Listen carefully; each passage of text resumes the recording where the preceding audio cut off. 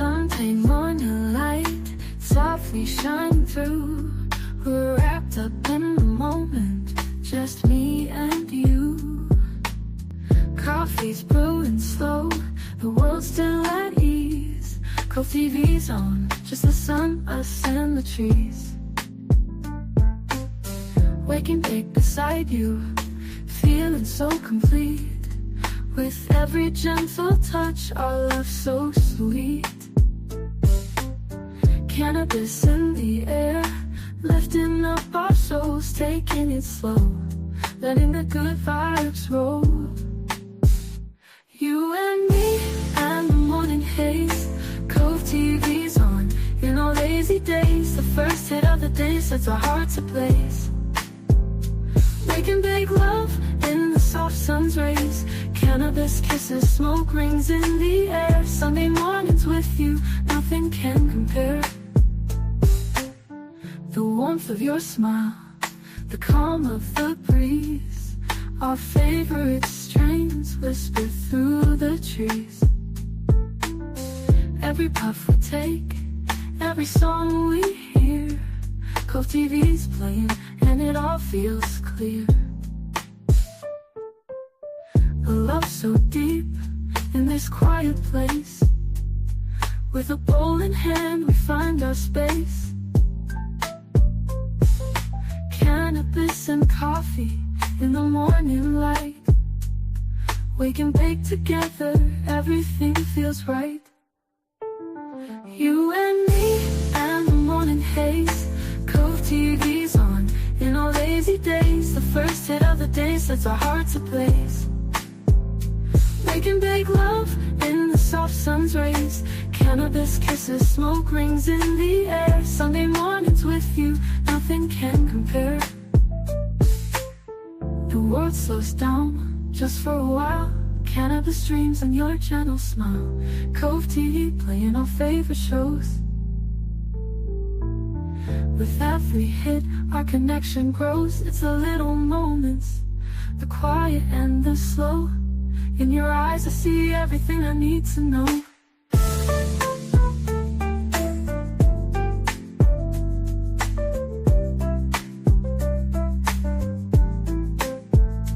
You and me and the morning haze, Cove TV's on.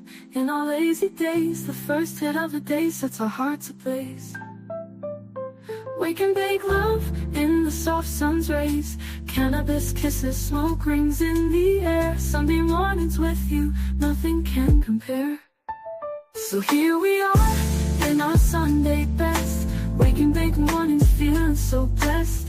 Cannabis love, Cove TV's glow. With you by my side, it's all I need to know.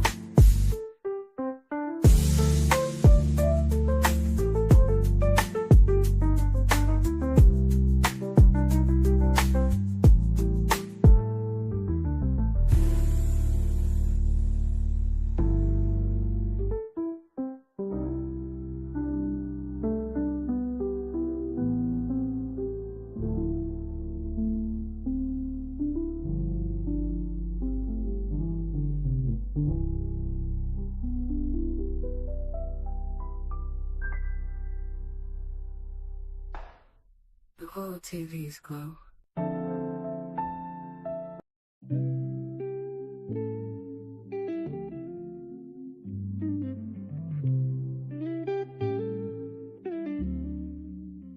It's Sunday morning, sweet and slow. The coffee's brewing, let the good vibes flow. Friends are gathered, hearts are light. Cannabis sparks, morning feels just right. The sun is shining, the cove's alive, sharing laughter as the moments arrive. Every smile, every story we know makes Sunday mornings Sweet and slow, sweet and slow, the way Sundays go. oh, sweet and slow. Pass the peace and the coffee, let the good times grow. Sweet and slow. In the Cove we gather, in the light of the day. With love and laughter, we find our way.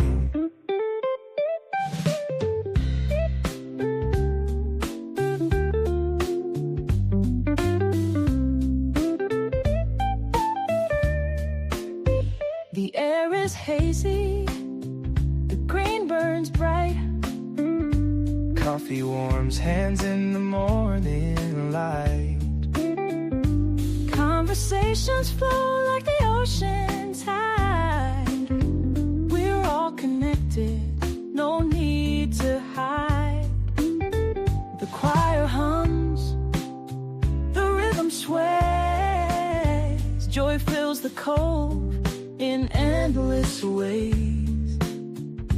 Every soul finds a place to grow. On Sunday morning, sweet and slow. Sweet and slow, the way Sundays go. Oh, sweet and slow. Pass the peace and the coffee, let the good times grow. Ooh. Sweet and slow. In the Cove we gather, in the light of the day. With love and laughter, we find our way.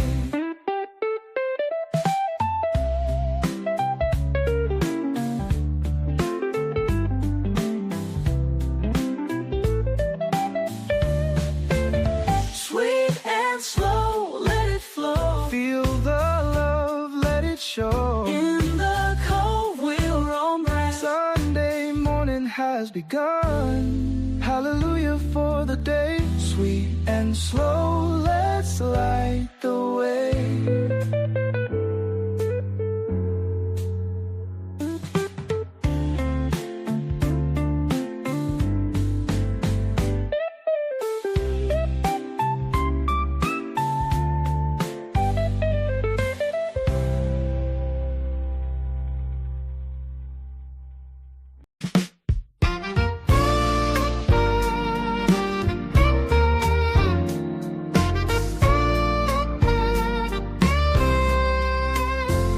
Sunday morning, let the world slow down. Cove TV's on, feeling good all around. The sun's rising soft, casting gold on the sea.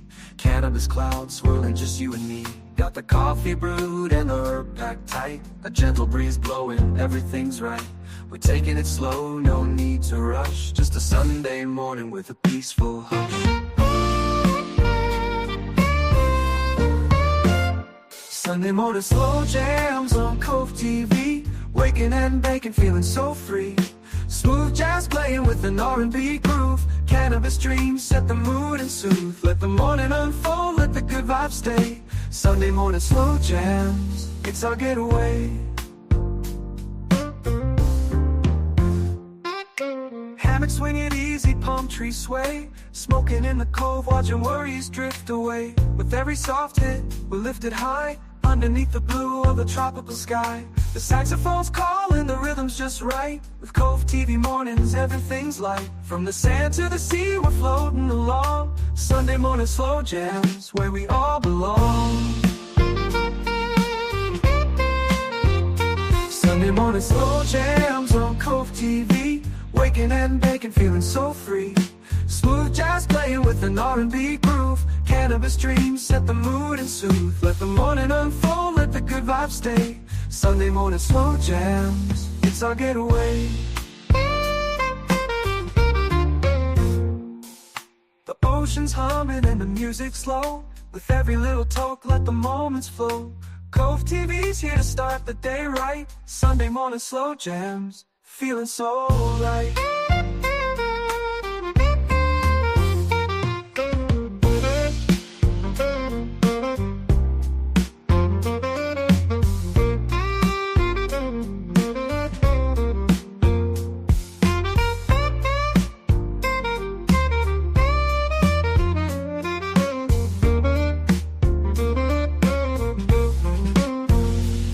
The morning slow jams on Cove TV.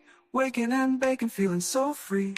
Smooth jazz playing with an R&B groove. Cannabis dreams set the mood and soothe. Let the morning unfold, let the good vibes stay. Sunday morning slow jams, it's our getaway. So here's to Sunday, the Cove soft embrace. Smoking and relaxing in our happy place. With cannabis love and the sunrise gleam. Sunday morning slow jams, living the dream.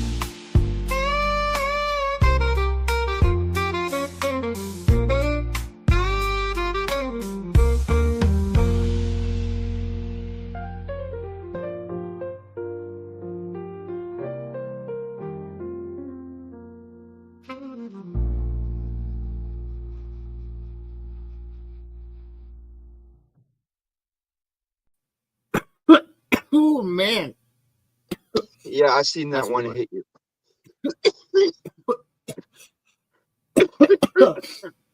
Good Sunday morning, everybody. Hope everybody's having a very, very chillin' beginning to their Sunday. Good morning, my beautiful Amber. How are you, dear? Hope you're having a wonderful, wonderful morning. Good morning, Heather Richards. How are you doing on this fine Sunday? Good morning, Crystal. How are you? I hope you're having a wonderful morning. Good morning, Vicki. My white tiger, what is up?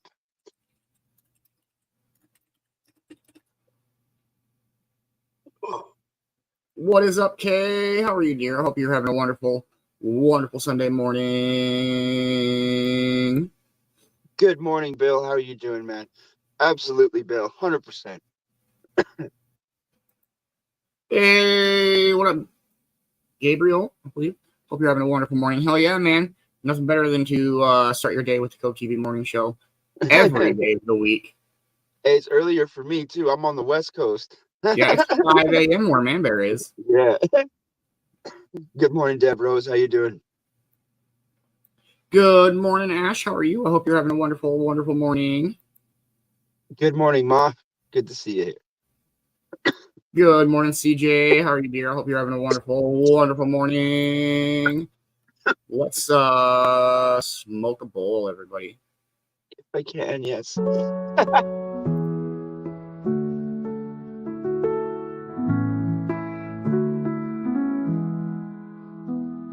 Sunrise through the palm trees, cup of coffee in my hand. Warm breeze whispers gently in this simple morning land.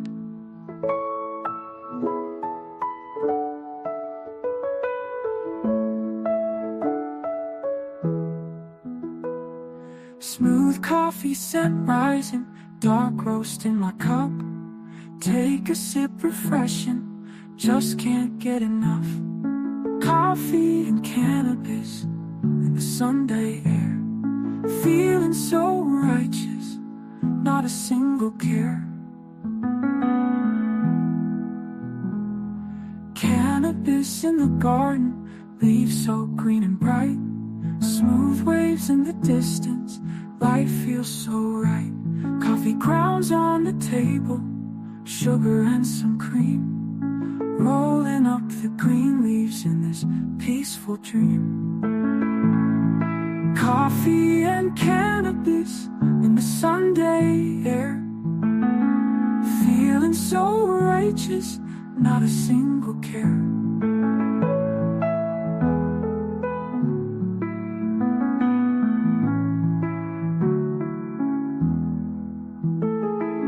Cannabis in the garden, leaves so green and bright. Smooth waves in the distance, life feels so right. Coffee grounds on the table, sugar and some cream. Rolling up the green leaves in this peaceful dream.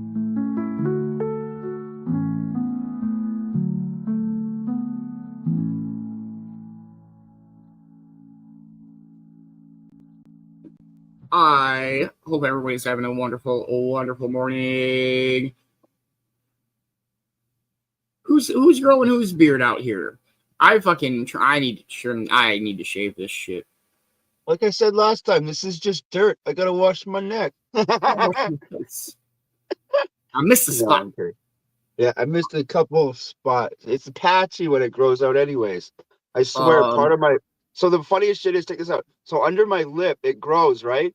But the right side grows blonde hair. So it looks like I shaved part of it because you can't see the freaking like white ass hairs on the one side. So it's like, what did you do? I'm like, nothing. Look closer. They're like, oh, it's still Dude, there. I'm so like salt and peppery gray for and like I'm only 34. That's so crazy. I don't give a shit about that, but like every once in a while I'll see like a gray hair, like, and I'm like, oh, you gotta come out.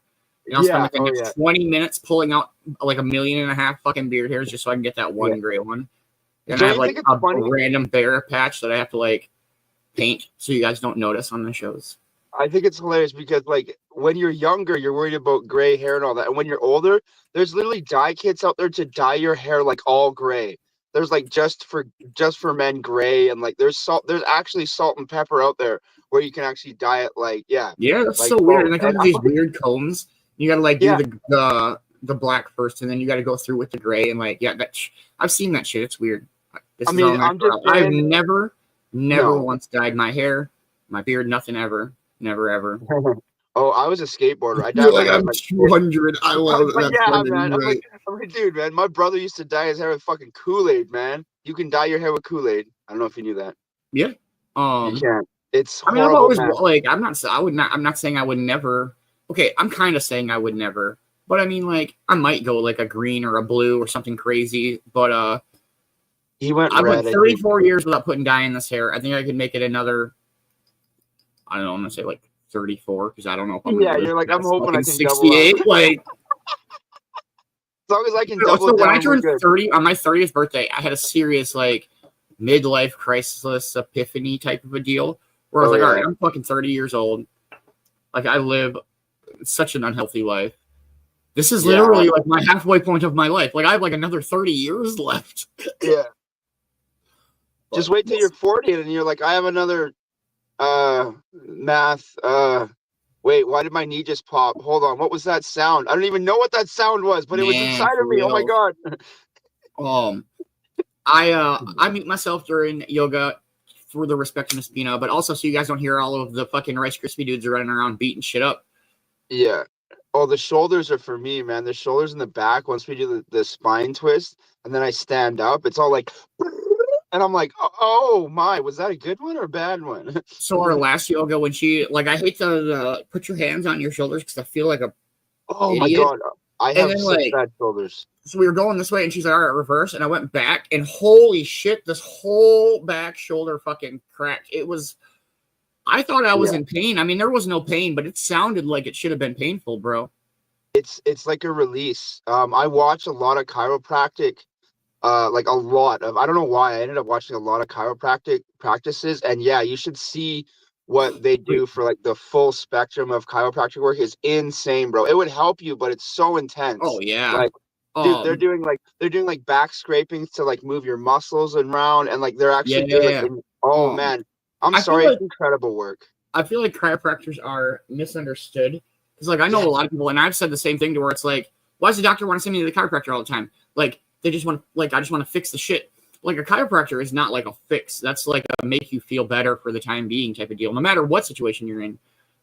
I have seen some chiropractic shit like really make changes and differences and like heal people's shit. But I've been in that boat where it's like why am I going to the chiropractor? Like just fix it.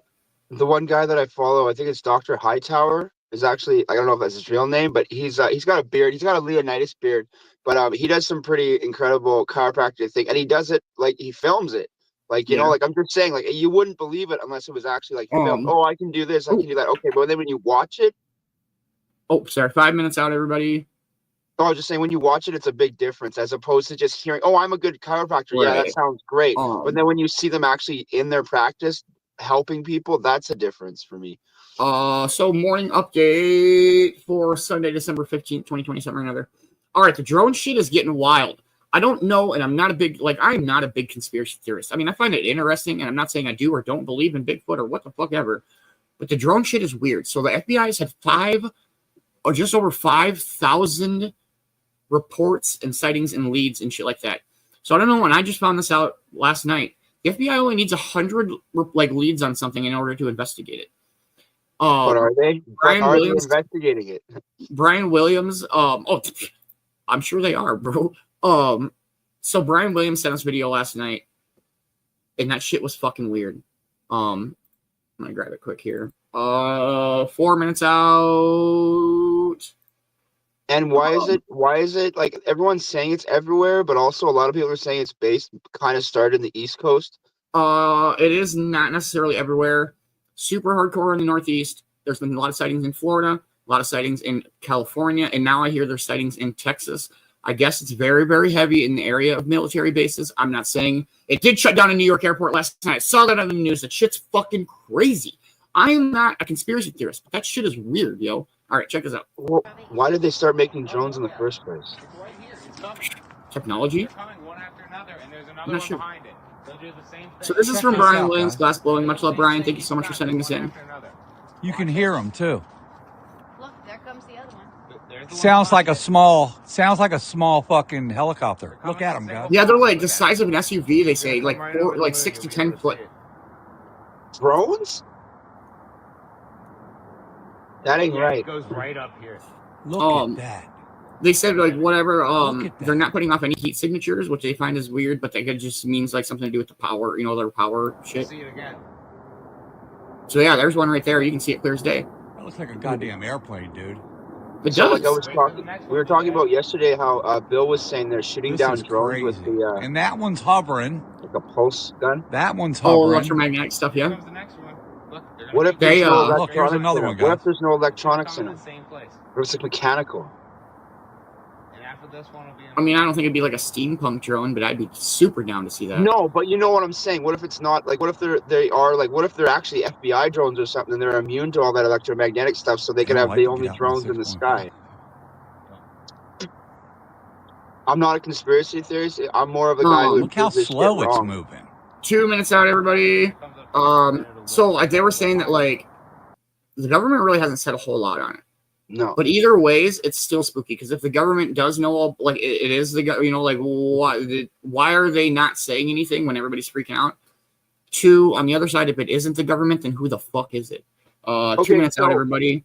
So if you are a really conspiracy theorist, so what you want to pay attention for now is they are still making new episodes of The Simpsons, right? So if this is a true conspiracy theory, there should be a Simpsons episode coming out or a past episode about something similar happening, correct? If the Simpsons predictions are right, there should be an episode about drones shutting down an airport somewhere along the catalog coming up or in the past. I'm telling you now, the Lady Gaga episode I think was that if very it comes out after the happening, I don't think that that's any sort of a prediction. Not a prediction, but why would they make an episode about something that's freaking people out? Mainstream media type shit. You know what I mean? Like, why would they make a Simpsons episode about Taylor Swift? Because she's popular. Well, I'm just saying. I'm not saying I agree I or know, disagree with it. I'm just saying, like, I didn't like Lady Gaga, but she had one of the most popular episodes on The Simpsons too. Yeah, So- for real. Same with like all the South Park shit and Family Guy stuff and stuff like that. And you know, the Simpsons are one of the only shows to always get the actual copyright laws for every band and to have the actual band voice themselves in the show. Like, not have like other people voicing, them. Like they had what's his name, John Lennon and his wife, and they had Aerosmith and the first couple of bands that were on the show. I loved it. See, just says that they say they're silent and they're spraying something. All right, that's fucking weird. Well, final countdown, everybody. Yeah, they're spraying shit to calm everybody down. Spraying fucking cannabis oil on everybody. They're spraying melatonin, man. They're spraying melatonin on everybody to calm everyone's ass down. Happy 420, everybody.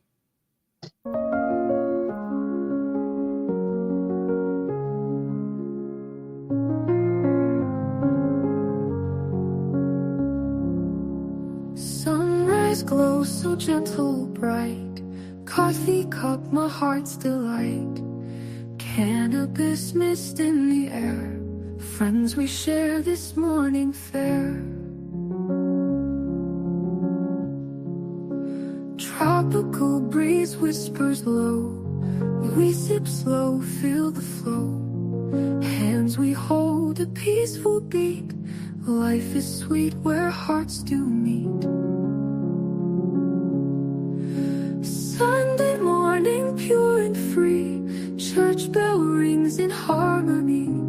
Coffee warm and glowing sun. Cannabis dreams, we've just begun.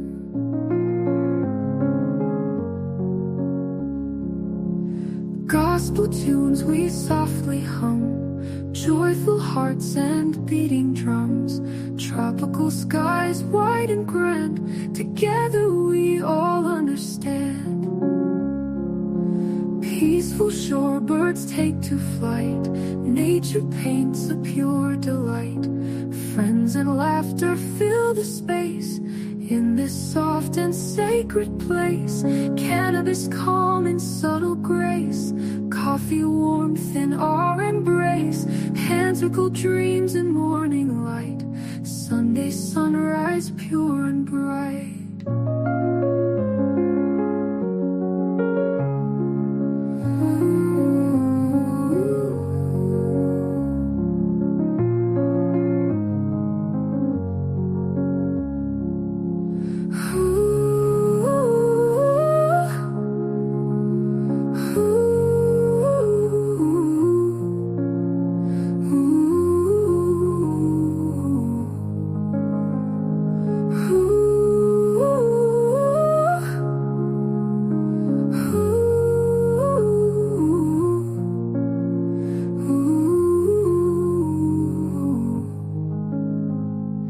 Gospel tunes we softly hum, church bell rings in harmony, coffee warm and glowing sun, cannabis dreams we've just begun.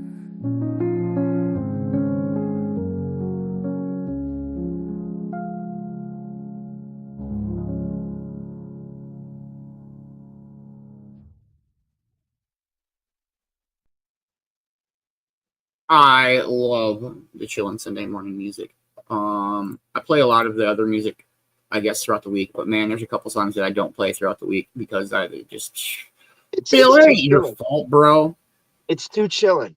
It's too chillin'. For reals, man, we can't control the shit that happens. We can just control how we react to it. Only control I'm not ourselves. saying I'm fucking Gandhi either, but man, it's not your fault, bro. Just don't. It's not. I don't know whose it is, but it definitely ain't your fault. I'll fucking fight you over it, Bill. I'm just kidding. I won't fight you, bro. I love you. Oh, all right. So continued morning update. Sorry, we got carried away with the drone thing. On to the next subject. Great dodgeball yesterday. Let's go, Blazers. Let's fucking go. Finally got that gold medal. Whoa, what? Dope open studio last night. I had fun just hanging out and chilling and bullshitting, laughing. And it was good. Relaxing, all cool. Shooting some b-ball. Outside of the school. Went a couple of guys. We're up to no good. Started making trouble in Coverhood. I don't know. Oh, nice. Today, it's fucking chillin' ass Sunday, everybody. Chillin' Sunday Morning TV, Cove TV Morning Show. You got the Europe Nanigans coming up at 9:13 Mountain Standard Time. That will be 11:13 Eastern Time. And then Service Sunday Afternoon Smoke. Hey, later, Heather. Have a wonderful day. No, you're good, Bill. You're. I'm enjoying the conversation. I'm just saying, man, don't blame yourself for stuff, bro. Yeah, man. Trust me, I play the blame game too, man. But there's a lot of things in my life that aren't great, and I cannot control them. And it sucks because I wish I could control them, but there's nothing I can do about that. We've had a lot of, in general, we've had a lot of bad things happen this year. But we try to move forward. We try to stay positive, and we try to surround ourselves with positive people, like my man Beanz here. Absolutely, I did not mean that in any sort of a negative way, bro. No. Man, I've been through the ringer this last year-ish. And, man, moved cross country a couple times. And, I don't know if I can do it. Interesting run. But just know that you're not alone, Bill. None of y'all are alone.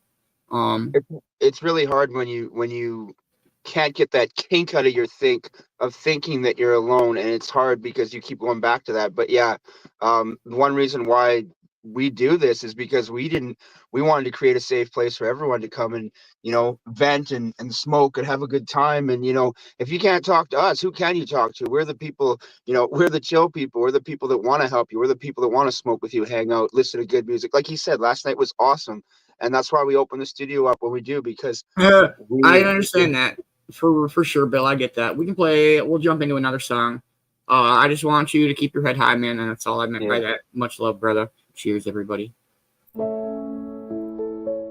right. Golden sun, rise up slow. Coffee steam in the glow. Cannabis in the haze. Start our tropic days. Morning dew on the leaves. Coconut breeze in the trees. Roasting beans, smooth and dark, lighting up a morning spark. Coffee cup to lips so high. Cannabis under azure sky. Warmth in every single ray. Tropic love in morning play. Birds sing a tender tune in the light of early June. Cannabis leaves sway in mild.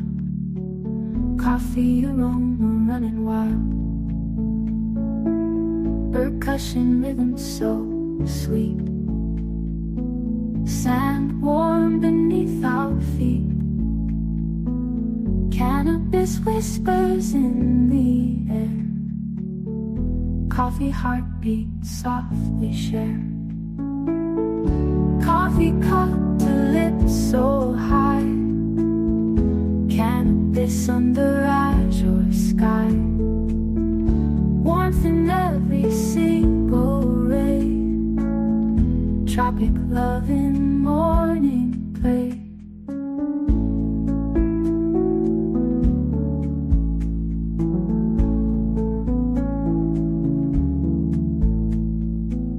Percussion rhythm so sweet. Sand warm beneath our feet. Cannabis whispers in the air. Coffee heartbeat softly share. Coffee cup to lips so high. Cannabis under azure sky. Warmth in every single ray. Tropic love in morning play.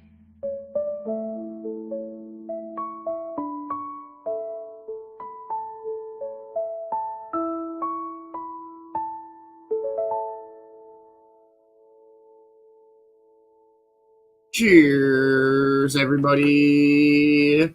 Good morning, James. How are you, man?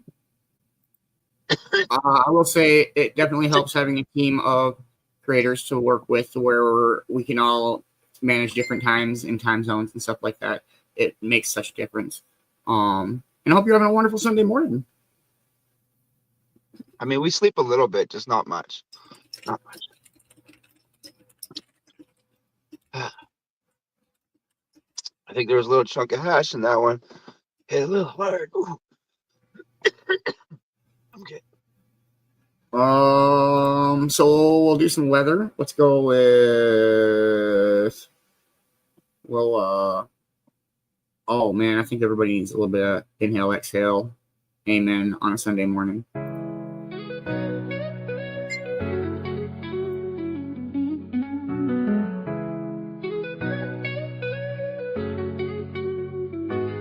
On a Sunday morning, the sky's so clear.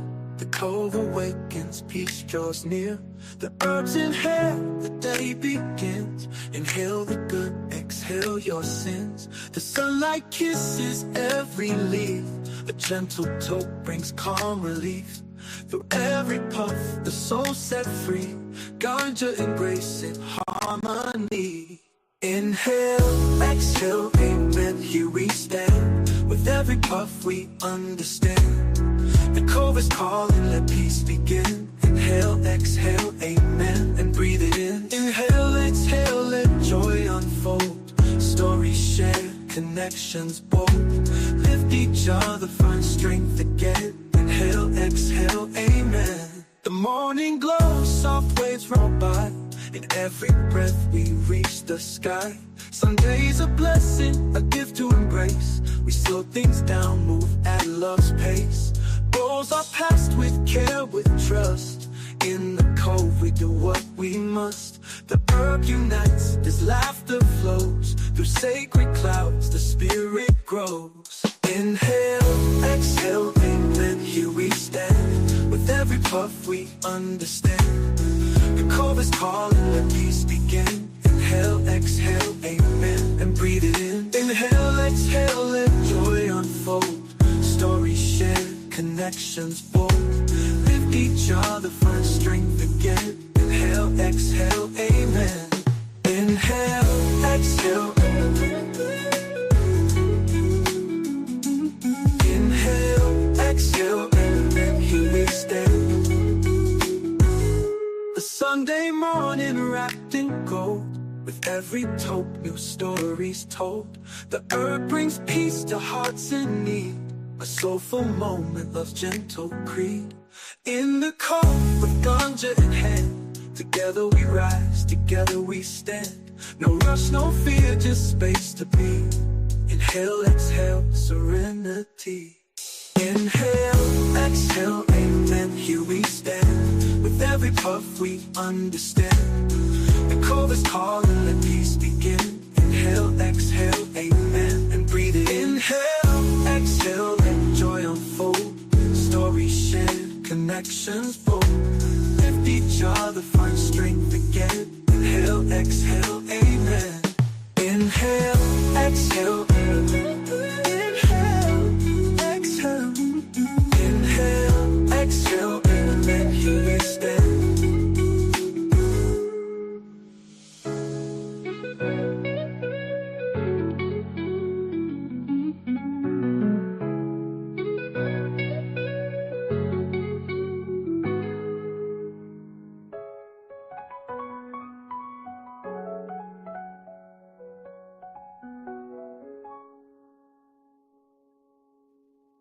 Right, that song is ridiculous. I was just thinking, like, it's crazy, like, as a music producer, creator type, to, like, see the emotion of a song evolve with it as other people hear it. I don't know. That's kind of deep, but, I fucking love it. So we're looking at the Future 48 right now. We'll go with... So, all right, here we go. There's so much Christmas music in here. Cheers, everybody.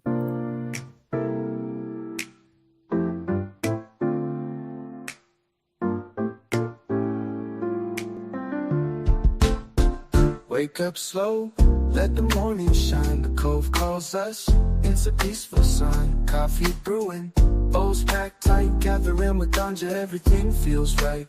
Feet in the sand, hearts open wide, we're all connected. No need to hide. With every toke, the worries fade. Sunday mornings where love's displayed.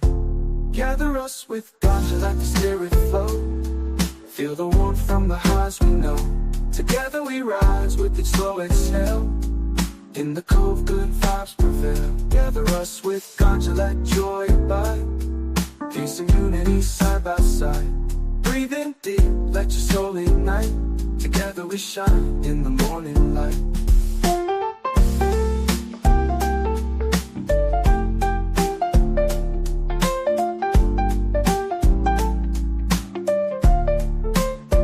Wake up slow, let the morning shine. The cove calls us, it's a peaceful sign. Coffee brewing, bowls packed tight. Gathering with ganja, everything feels right. Feet in the sand, hearts open wide, we're all connected. No need to hide. With every toke, the worries fade. Sunday mornings where love's displayed. Gather us with ganja, let the spirit flow. Feel the warmth from the highs we know. Together we rise with each slow exhale. In the cove, good vibes prevail. Gather us with ganja, let joy abide. Peace and unity side by side. Breathe in deep, let your soul ignite. Together we shine in the morning light.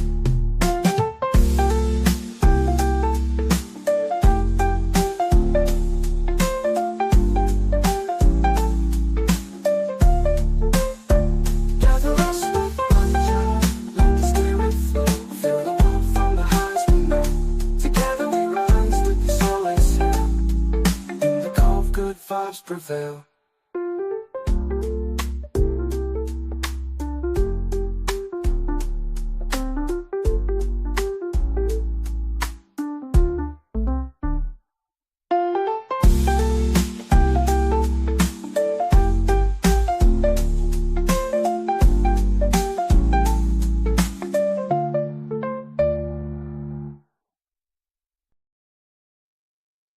Much love, everybody. This is the Future Hour.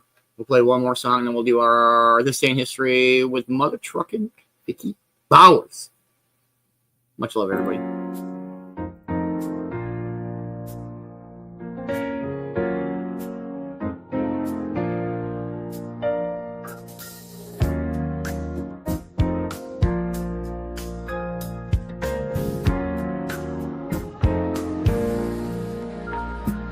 Sun's rising, slow paint skies with gold.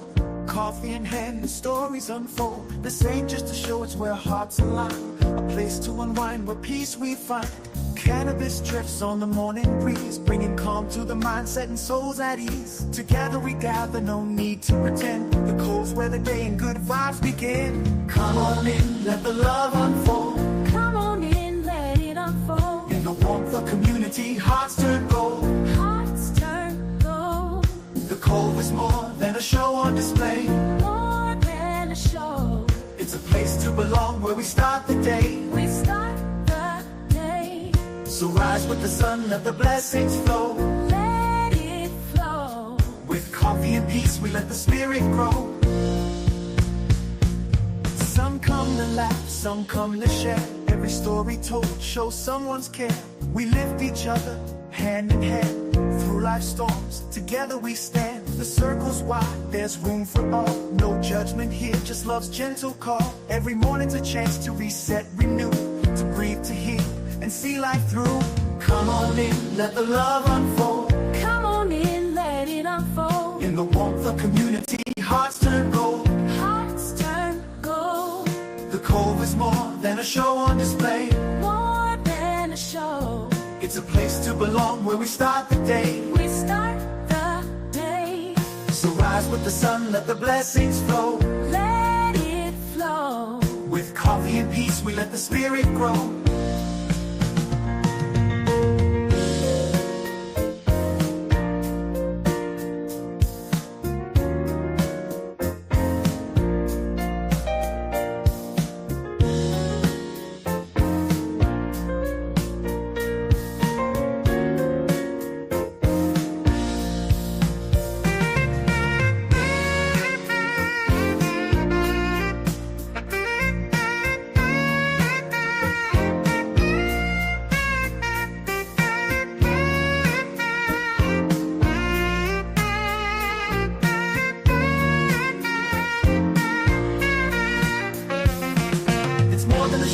Where hearts connect. Hearts connect. Where hope is planted and love takes effect. Love takes effect. A sacred space where kindness flows. Kindness flows. And every soul finds a place to grow.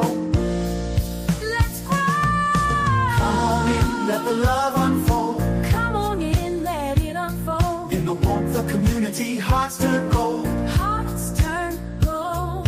The Cove is more than a show on display. More than a show.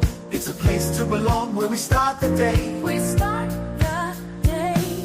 So rise with the sun, let the blessings flow. Let it flow. With coffee and peace, we let the spirit grow.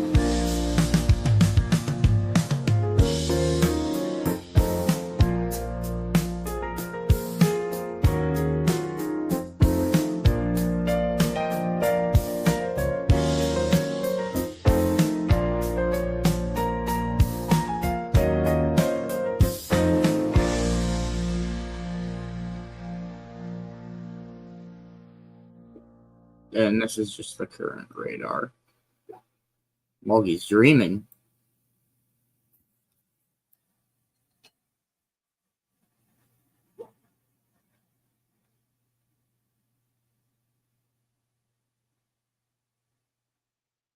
Hey there. Morgan, man. Morgan. know, it always freaks me out when they're like yelping and whimpering and shit. I'm like, it's okay. It's okay. No bad dreams for you. I will wake your ass up. Yeah. It's being surrounded by like a million cats or something. Fucking. Oh my goodness, Molly, wake up. Yeah, Oh, her no. little tail's wagging. That's adorable. She's still sleeping. Yeah.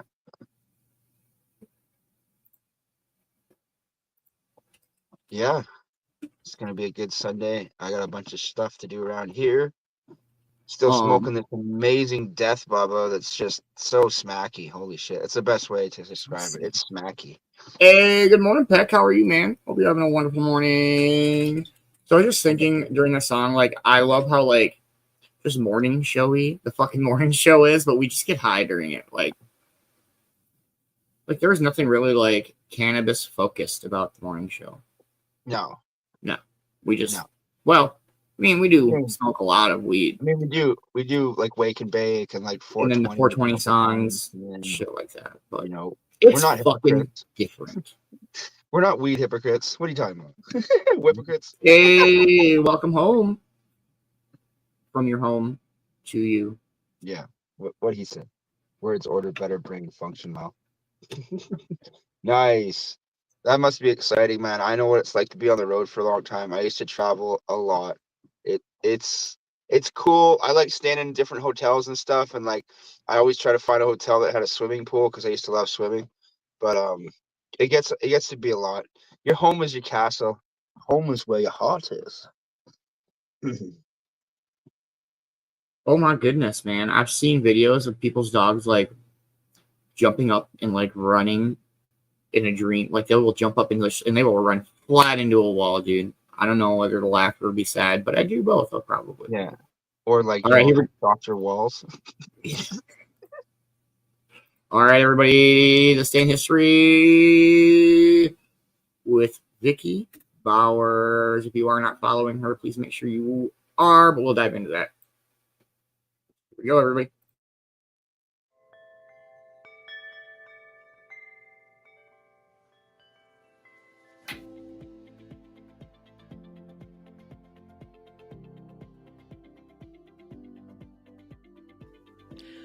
Hi there, and welcome to This Day in History for December 15th. December 15th is the 349th day of the year in the Gregorian calendar, 350th in leap years, with 16 days remaining to the end of the year, and 10 days to Christmas. Let the countdown begin. Now, one of my viewers asked about the word irregardless. Lynn Creamer asks, how about the non-word irregardless? Word or non-word? Word or non-word? So many people use it, she says, but I don't think it's actually a word. If it is, what does it mean? And I would have to say that I'm with you on that one, Lynn. It does appear in Merriam-Webster Online Dictionary with a description rather than a definition. Irregardless is considered non-standard, an erroneous word that means the opposite of what it's used to express, as in, irregardless of what else might be going on, she always makes time for her family, or the marathon will take place irregardless of what the weather does. Is most likely a blend of irrespective and regardless. The best synonym for irregardless would be regardless, so let's take a look at regardless. Regardless can be an adverb or an adjective. As an adverb, regardless means despite everything, and as an adjective, regardless means heedless or careless. I will admit, I cringe just a little bit when I hear someone use the word irregardless, but sources say that even though it is erroneous, non-standard word, it has been consistently used by people with a consistent meaning, so that dictionaries do at least mention it. Merriam-Webster added a disclaimer that a definition is not an endorsement of a word's use. I was surprised to learn that the first known use of irregardless was back in 1795, and its uses faded away and reemerged in the 1800s, the 1920s, and of course, currently. So Just use the word regardless. And with that, the United States Bill of Rights became law on December 15th, 1791, when ratified by the Virginia General Assembly. I talk more in depth about the Bill of Rights, give a brief description of each one of those first 10 amendments in last year's episode, and I believe there is a link to that in the description. This is the birthday of Gustave Eiffel, born December 15th, 1832. He was a French architect and engineer. He mostly designed bridges, but is best known for the structure in Paris named after him, the Eiffel Tower. But did you know that he's also associated with the Statue of Liberty? The Statue of Liberty was designed by sculptor Frederick Auguste Bartholdi and built by Gustave Eiffel. Once he retired from engineering, he turned his attention to research in meteorology and aerodynamics. Gustave Eiffel passed in 1923, just shy of 2 weeks after he turned 91. Gustave Eiffel. Interesting day for birthdays. This is the birthday of Max Yasgur, born December 15th, 1919. And I think that people of a certain age will be familiar with that name. He was an American dairy farmer and owner of a 600-acre dairy farm in Bethel, New York. Max rented out his farm for the Woodstock Music and Art Fair, which took place in 1969. And that'd be why in the song Woodstock, there's a line that says, "We're going on down to Yasgur's farm." Interestingly, Max is said to have been a conservative Republican, but he set his politics aside for this event, and it can't have been easy for him. He was 49 years old, had a heart condition, and he was shocked by the hostility of the townspeople against what they termed anti-war hippies. Max never expected the festival to be quite so big, but he did say that if the generation gap is to be closed, we older people have to do more than we have done. From everything I've read about him, Max Yasgur sounds like a lovely human being. Max sold his farm in 1971 and moved to Florida, passed away in 1973 at the age of 53. And when he passed, he was given a full-page obituary in the Rolling Stone magazine. Max Yasgur. In honor of Max Yasgur's birthday and his involvement with the Woodstock Music and Art Fair, more commonly known simply as Woodstock, let's talk about the song Woodstock by Joni Mitchell.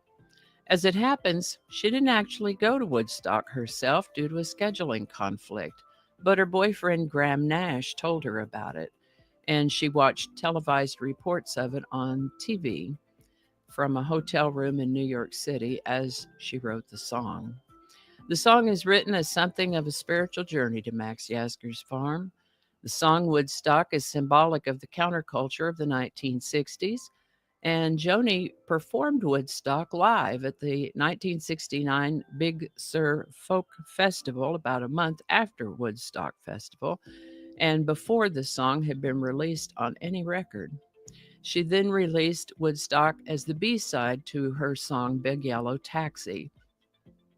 Interestingly, Crosby, Stills and Nash's cover of Woodstock was released a month before Joni's version.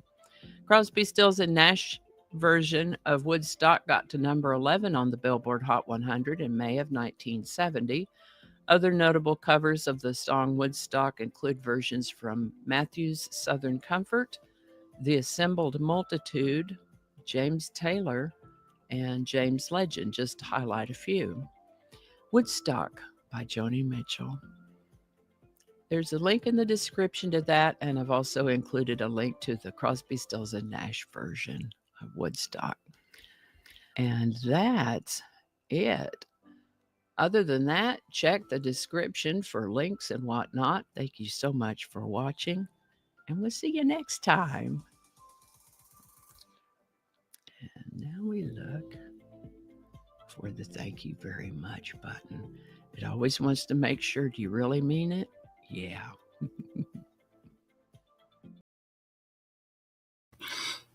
Oh, that's great. Oh, she wasn't done. I'm sorry. And I think that's going to do it for us today. Thank you so much for watching. Consider subscribing if you haven't already. Feel free to share this video with a link in your email, messaging, or social media. If you enjoy this series, you can check out the playlist that contains these videos. I'll put a link to that in the description. That playlist lives on YouTube, so for other platforms, I'll include a link to my blog page. It's called No Really. You can also find me on Rumble, BitChute, and Odyssey. All those links in that description. Alrighty, that's all I can think of right now. Thanks again, and I'll see you next time. Much love, Vicki. Yes, I love how Christmassy it was. If you are not following Vicki Bowers, please make sure that you are. Make sure you're following the Stain History with Vicki Bowers on Facebook. Make sure you're subscribed to her YouTube. She's fucking amazing. I love the Stain History every day. BRB. Okay. I was just thinking, like, one of these days that we should do, I want to send her or show her, like, how we used to do the Stain History. I mean, I still just always wanted to credit her and show the word of the day and such. But there is the links to the Joni Mitchell. There's the links to the Crosby, Stills, and Nash. Please make sure you're following the Stain History. Subscribe to her YouTube. She's amazing. Thank you so much for the Stain History every day. It's the, like, dopest way to start your day.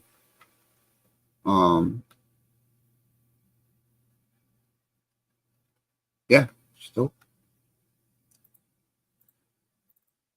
I think she's saying she's kind of feeling a little better. So we'll play a few songs. We'll play some Christmas music, and then we'll see what we got going on for our morning. I hope everybody's having a wonderful, wonderful Sunday morning. Cheers, everybody.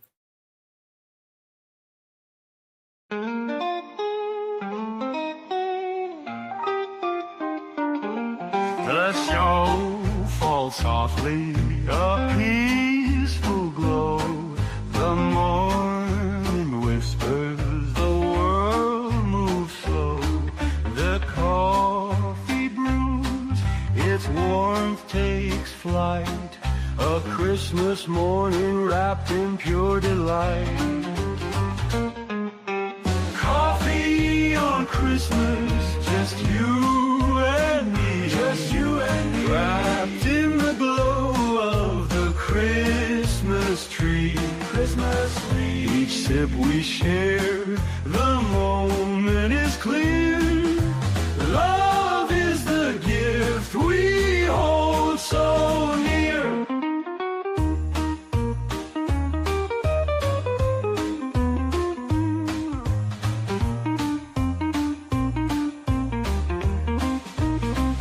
The snow falls softly, a peaceful glow. The morning whispers, the world moves slow. The coffee brews, its warmth takes flight. A Christmas morning wrapped in pure delight. Coffee on Christmas, just you and me. Just you and me. Wrapped in the glow of the Christmas tree. Christmas tree. Each sip we share, the moment is clear. Love is the gift we hold so near.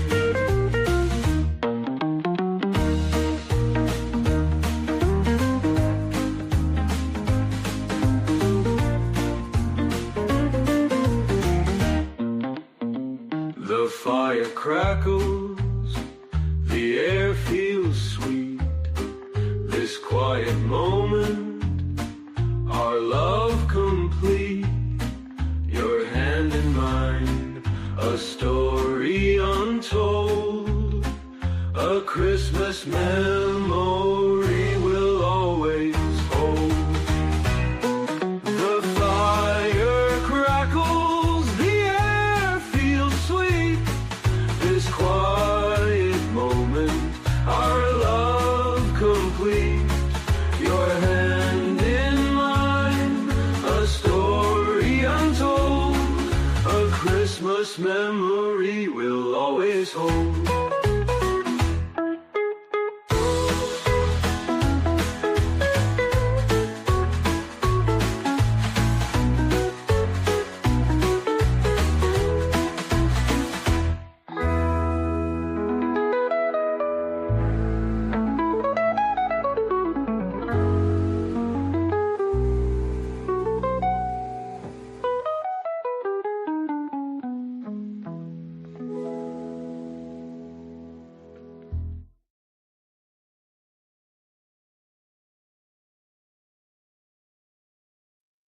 Such a dope song.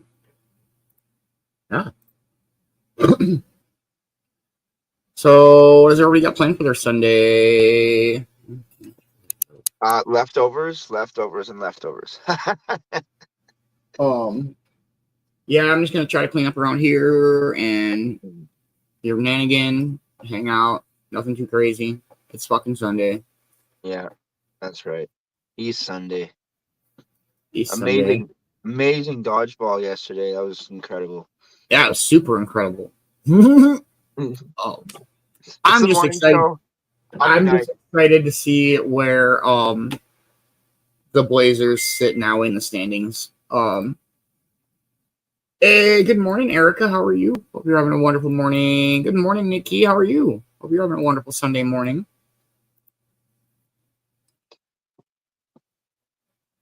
Yeah, not much. A bit of cleaning up too. I've been trying to organize out here and stuff, not have so much shit out here. I don't need this much shit when I don't, I just don't need this much shit out here. Why do I have all these things out here? I never even use them. I just keep them out here on the off chance I might need to use them. It's like, no, you don't get used. You're getting put in the back 40. You're getting put away. I don't want to look at you anymore. You're just taking up space on my fucking weed desk, man. I have no shit to do.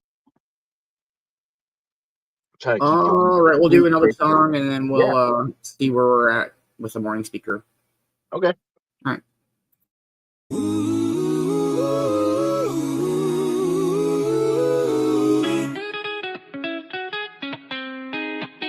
Feliz Navidad, Feliz Navidad, próspero año y felicidad.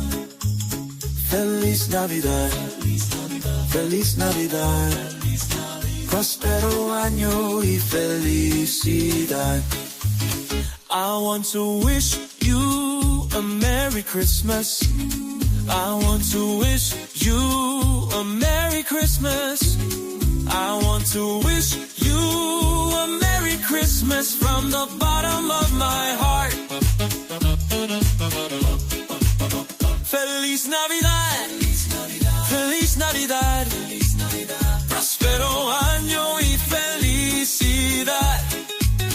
Feliz Navidad, Feliz Navidad, próspero año y felicidad.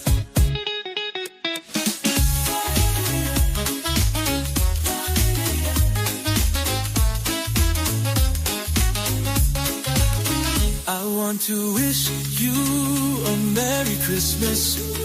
I want to wish you a Merry Christmas. I want to wish you a Merry Christmas from the bottom of my heart.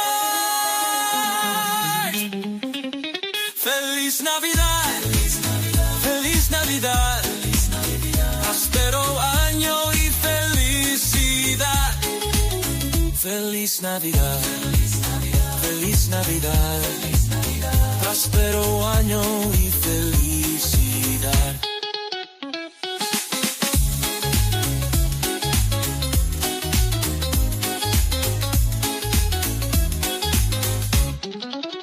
I want to wish you a Merry Christmas. I want to wish you a Merry Christmas from my heart. I want to wish you a Merry Christmas from the bottom of my heart. Feliz Navidad, Feliz Navidad, próspero año y felicidad.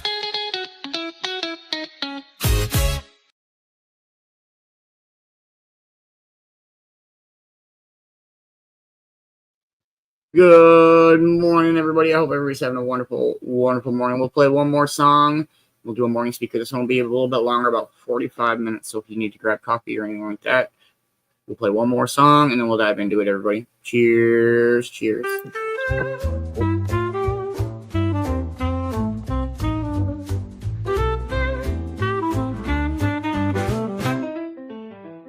City sidewalks, busy sidewalks, dressed in holiday style. In the air, there's a feeling of Christmas. Children laughing, people passing, meeting smile after smile. And on every street corner you'll hear silver bells dressed in holiday style. In the air there's a feeling of Christmas.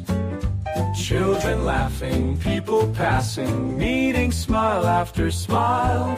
And on every street corner you'll hear silver bells, silver bells. It's Christmas time in the city, in the city. Ring-a-ling, hear them ring. Soon it will be Christmas Day. Strings of streetlights, even stoplights, blink a bright red and green as the shoppers rush home with their treasures. Hear the snow crunch, see the kids rush. This is Santa's big day, and above all this bustle you'll hear silver bells, silver bells. It's Christmas time in the city, in the city. Ring-a-ling, ring-a-ling, hear them ring, hear them ring. Very soon it will be Christmas Day.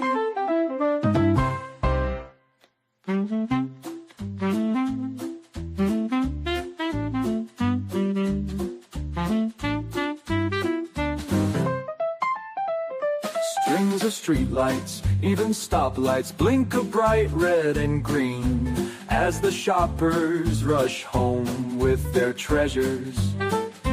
Hear the snow crunch, see the kids rush. This is Santa's big day, and above all this bustle you'll hear silver bells, silver bells. It's Christmas time in the city, in the city. Ring-a-ling, ring-a-ling, hear them ring, hear them ring. Very soon it will be Christmas Day.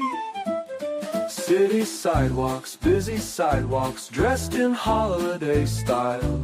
In the air there's a feeling of Christmas. Children laughing, people passing. Very soon it will be Christmas Day. Silver bells, silver bells. It's Christmas time in the city, in the city. Ring-a-ling, ring-a-ling, hear them ring, hear them ring. Soon it will be Christmas Day.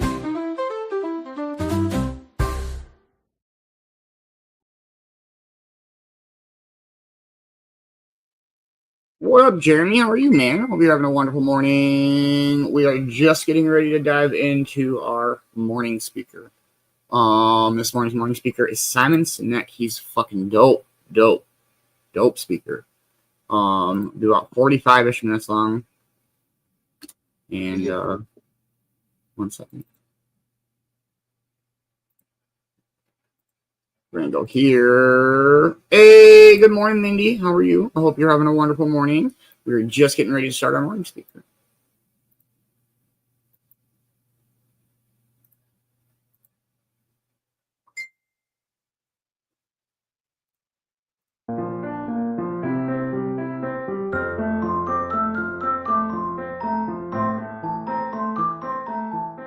So the date is August 16th, 2002, and flying over a valley in Afghanistan are two A-10 Warthogs. An A-10 is a heavily armored, low-flying, slow aircraft designed to provide ground cover for troops on the ground. And on this night, it's a very, very cloudy night. The storm's in the area. And these two planes hanging up above, just waiting in case anybody down below needs help. Up there, it's gorgeous. The moon is bright. There's thousands of stars in the sky. The clouds look like the snow had just fallen. Down below in the valley, however, there were 22 special forces, special operations forces troops trying to make their way through the country, and they could feel that something was wrong. They felt uneasy. One of the pilots up above call signed Johnny Bravo, and yes, he stands like this. He could feel their unease listening to them over the radio, so he decides he was going to go down below the cloud and just have a look. He tells his wingman, hang out up here, I'll go see what there is. And he points his plane down into the clouds. And as he's going through the clouds, the call comes over the radio. Troops in contact. Troops in contact is what they say when they come under effective fire. It means they're in trouble. So now Johnny Bravo points his plane straight down. The plane's getting thrashed about in the turbulence. And when he comes out below the clouds, he's less than 1,000 feet off the ground, and he's flying in a valley, cliffs on both sides. Now, this is only 2002, and the planes were not yet equipped with ground-hugging radar, and worse, they were using old Russian maps. That's all they had at the time. And the sight that greets him is something like he's never seen before, not in training and not in the movies. He sees tracer fire coming from all sides of the valley, pointed right in the middle where the American forces are. And so he picks a point and starts to lay down suppressing fire. And he's flying, and he's in danger of hitting the cliff, of course. He knows his speed, he knows his distance from the map, and he literally counts out loud while he lays down the suppressing fire. 1, 1,000, 2, 1,000, 3, 1,000, 4, 1,000, 5, 1,000. Pulls hard on the stick, pulls back up into the cloud, comes down around again. 1, 1,000, 2, 1,000, 3, 1,000, 4, 1,000. Good hits, it says over his radio. And again, he comes around. 1, 1,000, 2, 1,000, 3, 1,000, 4, 1,000, 5, 1,000. He runs out of ammunition. Fuel is fine. Flies back up to the top of the cloud, tells his wingman, you need to get down there. His wingman isn't sure about the conditions, so the two of them fly back down together. His wingman lays down the suppressing fire, and Johnny Bravo counts as they fly 3 feet apart from each other, wing to wing. 1, 1,000, 2, 1,000, 3, 1,000, 4, 1,000, 5, 1,000, up and around again. 1, 1,000, 2, 1,000, 3, 1,000, 4, 1,000, 5, 1,000. That night, 22 Americans went home alive with 0 casualties. My question is where do people like Johnny Bravo come from? Who are they? Who would risk their lives for others so that they may survive? I asked Johnny Bravo. I asked him, why would you do it? Why would you risk your life so that others may survive? And he gave me the same answer that everybody in his position gives, because they would have done it for me. Now, if you think about it, in the military, they give medals to people who are willing to sacrifice themselves so that others may gain. In business, we give bonuses to people who are willing to sacrifice others so that we may gain. We have it backwards. Wouldn't you like to work in an organization in which you have the absolute confidence, the absolute knowledge that other people that you may or may not know who work in the same organization as you would be willing to sacrifice themselves so that you may survive? And I'm not talking about giving your life. I mean, we don't even like to give up credit. You know? So where do people like Johnny Bravo come from? Well, it's an age-old question. They're not born, they're actually made. If you look at the human animal is like a machine. There are systems inside our bodies that are trying to get us to do things that are in the interest of the survival of the human animal, right? Just like in a business, in a company, if you want people to do something, you offer them some sort of positive or negative incentive to direct the behavior, right? So if you want people to achieve a certain goal, you offer them a bonus if they achieve that goal, and they'll work towards that goal because they want the bonus. It's a very simple system. The human body works exactly the same way. It works exactly the same way. Inside our bodies are chemicals that are trying to get us to do things that are in the best interest of us. If you've ever had a feeling of happiness, pride, joy, love, fulfillment, all of these feelings that we have are chemically produced feelings. And they're produced by 4 chemicals predominantly. These are basically responsible for all of the feelings that I would generically call happiness. They are endorphins, dopamine, serotonin, and oxytocin, EDSO. These 2 chemicals, endorphins and dopamine, I like to call these the selfish chemicals because you don't really need anybody's help to get them, right? Let me tell you a little bit about what they are. Endorphins. Endorphins are designed to do one thing and one thing only: mask physical pain. That's it. That's what they do. If you're a runner, if you've ever gone and done heavy exercise, you've heard of an endorphin rush or a runner's high. Basically what's happening is when that runner's out there pushing their bodies harder than they've ever pushed before, they feel good. And when they're done with their run, they feel fantastic. And then an hour later, they're in pain for damage they caused their muscles an hour before, right? This is what endorphins are designed to do. They're designed to mask physical pain. The caveman reason for this stuff, because this stuff is all from 50,000 years ago, understand, Homo sapien existed at the same time as other hominid species, and yet we survived and they didn't. What is it about this species that's so good at survival and thriving? Look at the world we've built.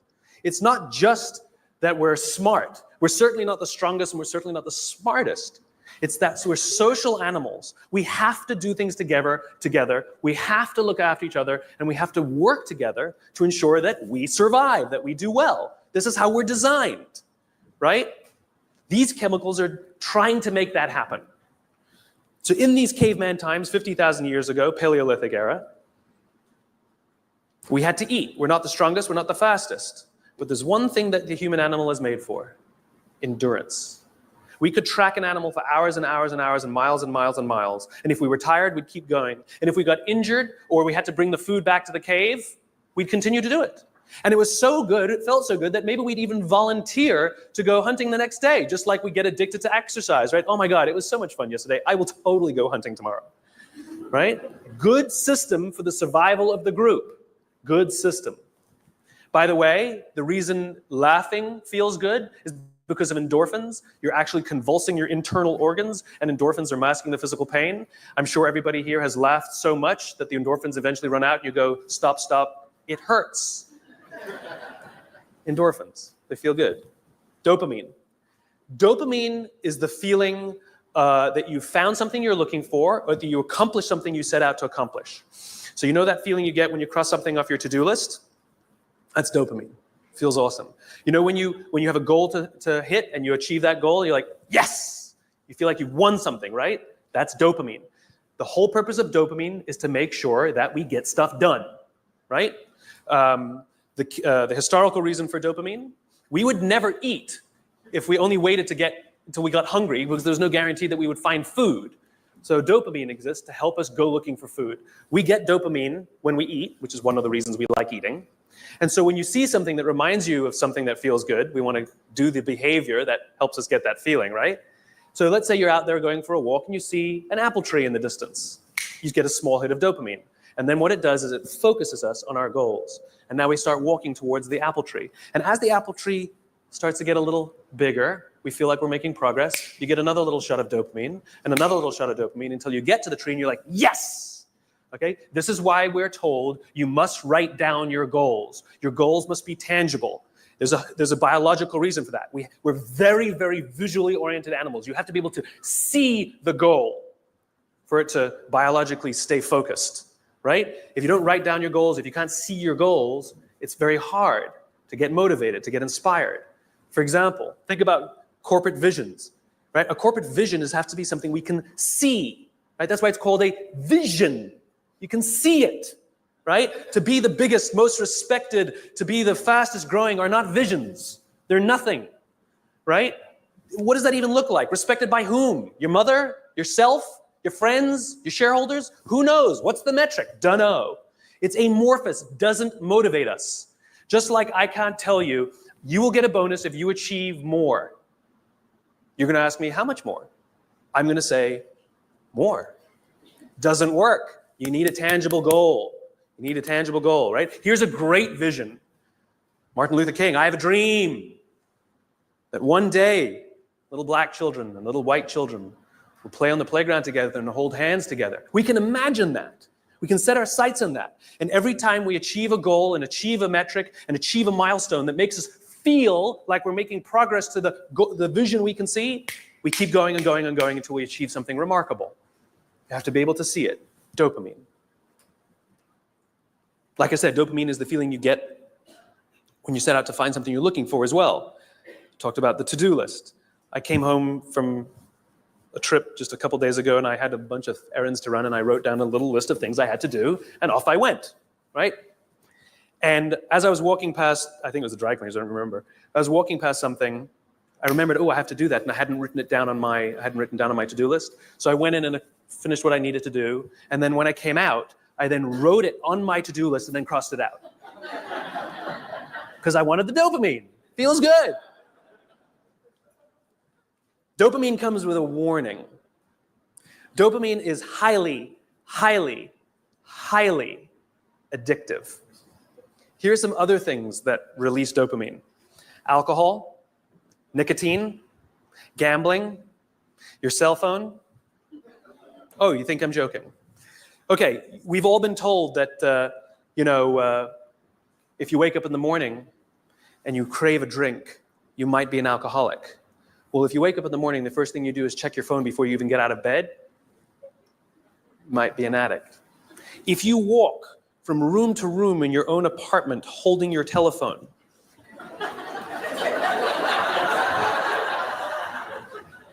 you might be an addict. When you're driving in your car and you get a text and your phone goes beep.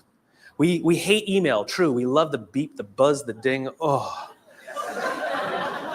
Right? You'll be there in 10 minutes, and yet you have to look at it right now. You might be an addict. And even if you read it and it says, are you free for dinner next Thursday? And you have to reply immediately, you can't wait the 10 minutes, you might be an addict. And for all you Gen Ys out there who like to think that you're better at multitasking because you grew up with the technology, then why do you keep crashing your cars when you're texting? You're not better at multitasking, you're better at getting distracted. In fact, if you look at the statistics, ADD and ADHD have, diagnoses of ADD and ADHD have risen 66% in the past 10 years. Okay, ADD and ADHD is a frontal lobe disorder, right? Are you telling me out of nowhere, 66% of our youth have a frontal lobe problem? Where did that come from? No, it's a misdiagnosis, right? What are the symptoms of a dopamine addiction to technology? Distractibility, inability to get things done, easily distracted, shortness of attention. It's all the same thing, so we misdiagnose things. It's the addictive quality of dopamine. We can also get addicted to performance in our companies when all they do is give us numbers to hit, and a bonus you get, and a bonus you get, and a bonus you get. All they're doing is feeding us with dopamine, and we can't help ourselves. All we do is want more. It's no surprise that the banks destroyed the economy, because one of the things we know about dopamine addict is they will do anything to get another hit, sometimes at the sacrifice of their own resources and their relationships. Ask any alcoholic, gambling addict, or drug addict. Ask them how their relationships are doing and if they've squandered any of their resources. It's an addiction. Dopamine is dangerous if it is unbalanced. It is hugely helpful when in a comfortable and balanced system, but when unbalanced, it's dangerous and it's destructive. You don't need anybody's help to get these. Go for a run, achieve your goals, you'll get dopamine. You'll get endorphins.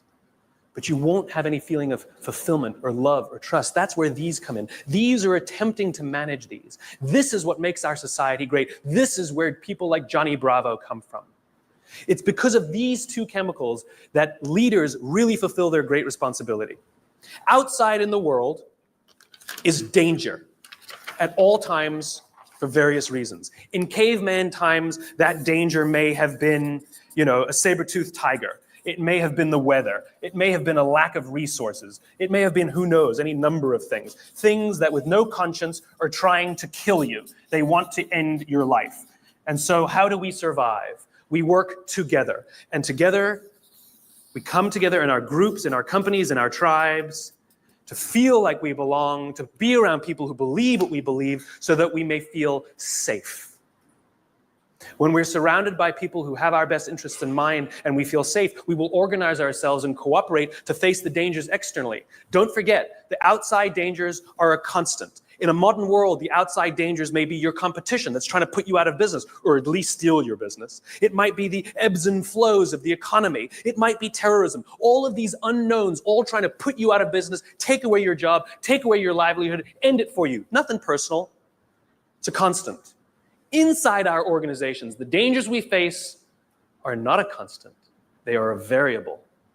And they are the decisions of leadership as to how safe they make us feel when we go to work.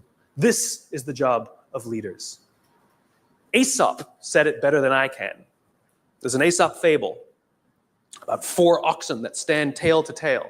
And whenever the lion tries to eat them, no matter what angle from which he attacks, he will always be met with horns. However, due to infighting and disagreements, they separate and they go and graze in different parts of the field. And one by one, the lion picks them off and kills them all. When we stand together, we can more easily face the dangers outside. When we break up inside our companies, if our leaders don't allow us a space to feel safe inside our own companies, to feel like we belong, then we're forced to exert our own energy to protect ourselves from each other. And by the way, expose ourselves to greater danger from the outside. If you have to worry about politics, if you have to worry about someone stealing your credit, if you have to worry about your boss not having your back, think about the energy you invest, not in your business, not in the products you're trying to develop, not in your work, not in how great you're producing, not in your creativity, but in just keeping yourself feeling safe. This is destructive. The responsibility of leadership is 2 things. 1, to determine who gets in and who doesn't get in. This is what it means to start with why. What are our values? What are our beliefs? Who can we allow in? Second thing is to decide how big this is. How big do we make the circle of safety? How big do we make the circle of belonging? Do we keep it around just our C-level executives and call it an inner circle and allow others to try and fend for themselves and maybe try and get into our inner circle? Or do we extend it to the outermost edges of the organization? Great leaders extend the circle of safety, the circle of belonging out to the outermost edges. So the most junior person feels like they belong, feels safe, feels like they have top cover from somebody like Johnny Bravo. That's what these other 2 chemicals are trying to do. Serotonin is the leadership chemical, is responsible for feelings of pride and status. This is why public recognition is very important. We are social animals and we need the recognition of others. This is why we have the Oscars and this is why we have public awards events. This is why we have commencement for graduation. I mean, think about it. What does it really take to get to graduate college? You need to pay your bills, fulfill the minimum requirements, and collect enough credits. That's it, right? It's a formula. You could get an email that says, congratulations, you fulfilled all the requirements for graduation. Enclosed, please print out the PDF of your diploma. PS, magna cum laude, right? Wouldn't feel so good, right? So instead, we have a big ceremony to recognize the accomplishment. And in the audience, we put our family and our friends and our teachers, all of those in our tribe who've supported us and watched our backs as we've made it through. And then we show up on that day and we go up on that stage and we take our diploma. It feels great. We feel our status rise. We feel our pride go up. And by the way, when you have serotonin in your veins, your confidence goes up also. And here's the best part about serotonin. At the exact moment that you took your diploma and you felt that surge of serotonin go through your body, at the exact moment, your parents sitting in the audience also got a surge of serotonin and also felt an intense pride watching you graduate. And this is what serotonin is trying to do. It is trying to reinforce the relationship between parent and child, boss and employee, coach and player, the caregiver and the one who is grateful for the support they are given. And think about it. Think of the speeches that we give. If you give an award to somebody, what do they say? I couldn't have done it. I thank God. I thank my parents. I thank my coach. We thank the person who we believe was looking out for us. We could not have done this without them, we say. And they look at us and they say, so proud of you. And we work to make them proud. Great teams don't want to win the trophy. Great teams want to win one for the coach. They want to make the coach proud. We want to make our parents proud. And it raises our status and it raises our confidence and it feels good. And we in turn will look after others so that they may accomplish the same. This is what serotonin is trying desperately to do. The problem is you can trick serotonin. We live in a materialist society, so we judge status very often in our country based on how much money you make, right? So any conspicuous display of wealth raises your status. This is why they put the logos on the outside. No good on the inside, nobody can see them. We want the red line of our Prada glasses. How good, you own a pair of designer shoes, how good does it feel to put on your Gucci shoes? Oh my God, it feels so good. And you walk out and you feel $1 million. You can actually feel your confidence rise when you put on the stuff, right? Because it's showing this display of status. It feels great. The problem is there was no real relationship that was reinforced because of it. You tricked the system. That's why we keep trying to accomplish things and accumulate more and more material goods, and yet we never feel successful because there was no relationship. We tricked it. We gamed it. Serotonin is the leadership chemical. The reason I call it the leadership chemical is a historical reason, a very simple historical reason. We had a very practical problem as our animal was developing, as the Homo sapien was developing. We lived in communities of about 100 and 150 people. And there's a very practical issue, which is if we're hungry and somebody brings back food and drop a carcass on the floor, we're all going to rush in to eat. And if you're lucky enough to be built like a linebacker, you will elbow your way to the front. And if you're the artistic one of the family, you get the elbow in the face. Not a good system to keep the whole tribe alive, and definitely not a good system for cooperation. Because remember, the value of group living means that if I trust you and you trust me, I can fall asleep at night and trust that you will alert me to danger. If I don't trust you, I can't go to sleep at night. It's the same in our companies. If we trust each other, we will turn our backs, we will take risks, we will innovate, we will do things that will change the course of our world. If I don't trust you, I can't do that. I can't do that. There's value in group living and group working. And so if you got an elbow in the face that afternoon, odds are very high that you're not going to wake the guy who punched you if danger's there. You're just not going to do it. Bad system. And so we evolved into hierarchical animals. We're constantly assessing and judging each other, constantly arranging ourselves. Who's the alpha? Who's the dominant? Who's the one who sort of is the more dominant personality or dominant talent in the room?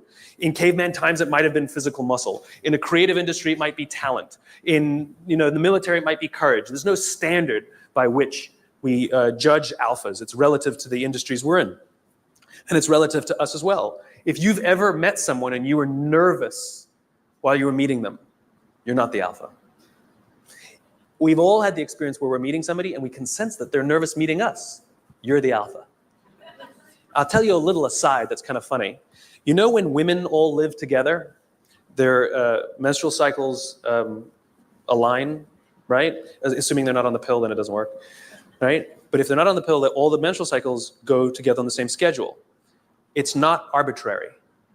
They always align with the alpha female's schedule. And the reason is because when a woman is in her menstrual cycle, she can't bear children. And so in evolutionary terms, you want the alpha male and the alpha female to do it so you can have alpha children, right? Nice, strong, strapping kids are going to survive. But if she's off the market, that produces competition. So Mother Nature has created a very clever way that when she's off the market, everyone's off the market.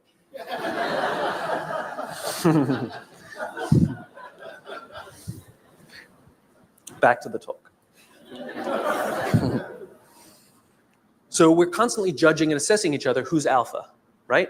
And what we do is when we assess that someone else is the alpha, we voluntarily take a step back and allow them to eat first. Alphas get first choice of meat and first choice of mate. Good system. Good system. The alpha gets to eat first. The rest of us may not get the best cut of meat, but we will get to eat eventually, and we won't get an elbow in the face. Good system. We'll happily alert them to danger later. Good system. This is why we're constantly trying to raise our status, is because there are benefits to being the alpha. People will do things for us and step back and offer us favors, right? We to this day, we're perfectly comfortable giving special treatment to our alphas. No one has a problem that your boss makes more money than you. You might think he's an ass, but you don't have a problem that he makes more money. Nobody has a problem that somebody who outranks us at work has a bigger office than us. Doesn't offend us. It is deeply ingrained in us. We happily step aside and allow our alphas first choice of meat and first choice of mate. It's good to be the king. There are advantages that come with being the alpha. You get special treatment. You get to eat first. People show you love and respect. It boosts the serotonin. You walk around like this. It boosts your confidence. It's awesome. But it comes at a cost. You see, the group is not stupid. We're not giving all of that stuff away for free. Leadership, alpha, comes at a cost. You see, we expect that when danger threatens us from the outside, that the person who's actually stronger, the person who's better fed, And the person who is actually teeming with serotonin and actually has higher confidence than the rest of us, we expect them to run towards the danger to protect us. This is what it means to be a leader. The cost of leadership is self-interest. If you're not willing to give up your perks when it matters, then you probably shouldn't get promoted. You might be an authority, but you will not be a leader. Leadership comes at a cost. You don't get to do less work when you get more senior. You have to do more work. And the more work you have to do is put yourself at risk to look after others. That is the anthropological definition of what a leader is. This is why we're so offended by these banker boys who pay themselves astronomical salaries. It has nothing to do with the number. It has to do with the fact that they have violated a deep-seated social contract. We know that they made all of that money and allowed their people to be sacrificed. In fact, they may have sacrificed their people for the money.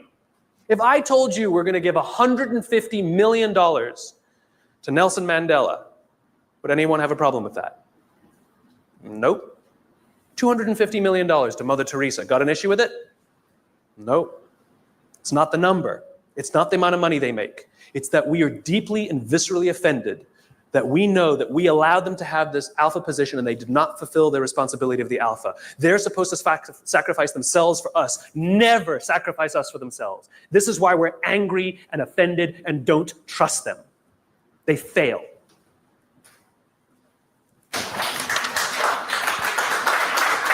Oh, there's more.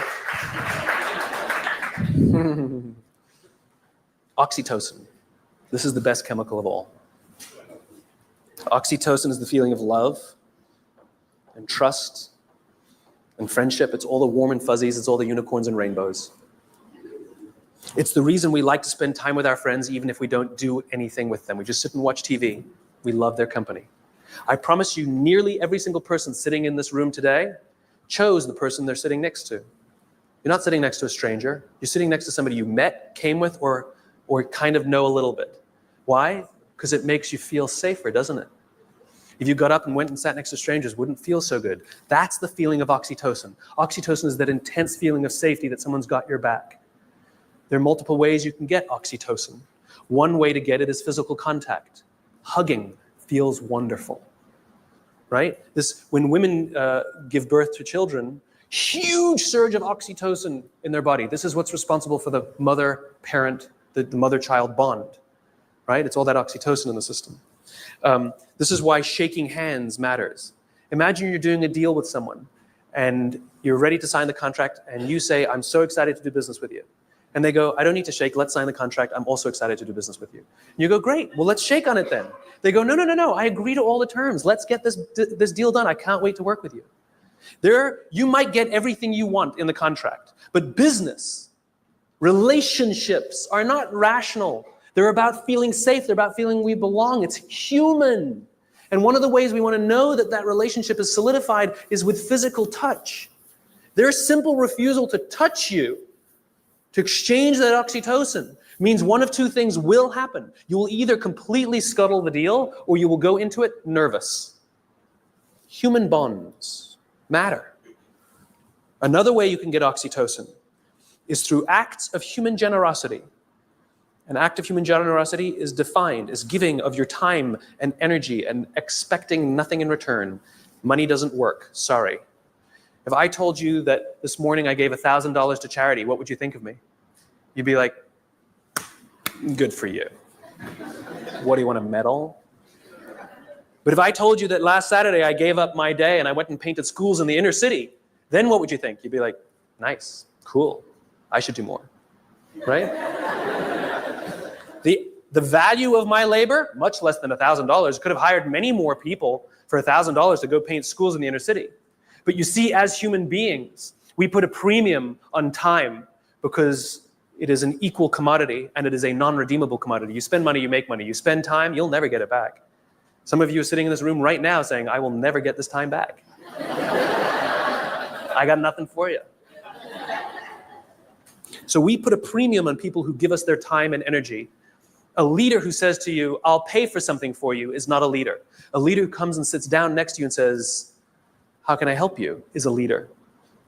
I was talking to some oil executives, and they were trying to convince me that they really care about how fulfilled and how happy their employees are at work. To which I said, no, you don't. And they said, no, we do. And I said, no, you don't. And they said, yeah, we do. You see how this went. And I said, I bet you hired some high-priced consultancy to come and do a web survey about whether people like their jobs or not. And they said, well, we didn't hire a consultancy. I said, okay, so it's kind of like sending your son an email, right? Dear son, your mother and I care that you feel like a valuable part of this family. Please tell us candidly what we can do better so that you feel like you belong here because we really love you. Love, Dad. Or you go into his room, you sit on his bed, and you say, hey, son, your mom and I really care that you feel like a valuable member of this family. Please tell us candidly what we can do better because we want you to feel like you belong and we really love you. Same words, same intention, same desire. The difference is one you gave time and energy and the other one you didn't. This is the problem with email. It's too easy. It's too easy. There's no time and energy expended. It's too easy. Don't feel anything. If I come to your house for dinner and you make me a lovely dinner, the next day I send you a very nice thank you email, what a wonderful host you are.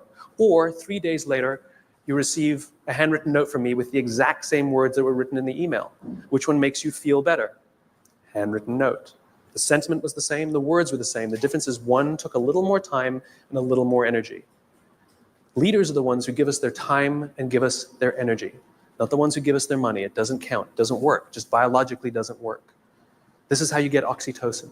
Doing nice things for people that require that you sacrifice a little bit of time, a little bit of energy, something you will never get back. And if you expect something in return, then you weren't really giving in the first place. You take someone out for dinner because you want them to hire you, you're not really taking them out for dinner. You want something in return. It's just a protracted transaction. It's not relationship building. It's nonsense.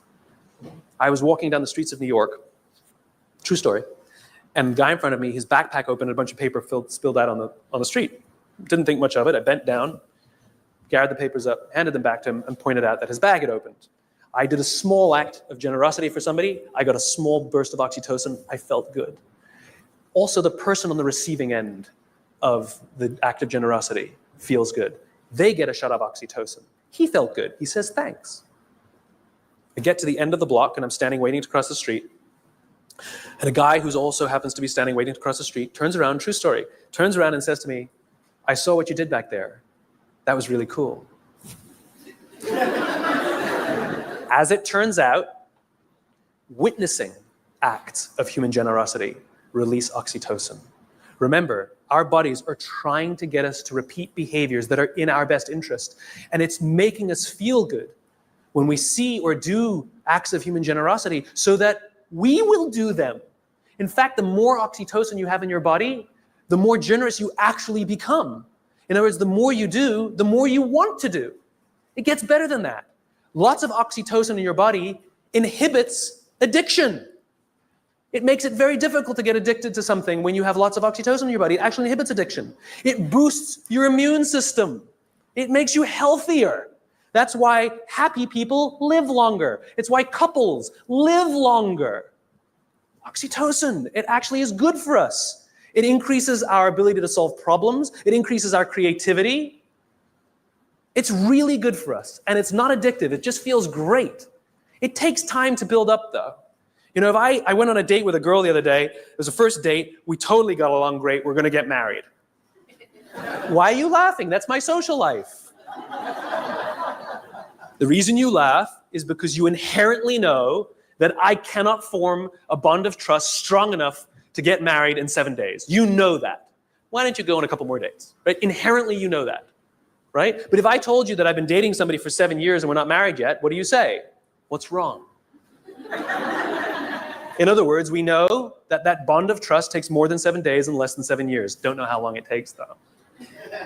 So when you start a new job and you're really excited to work there and they're really excited to have you, don't quite feel like you belong. You don't quite feel like you're trusted yet, right?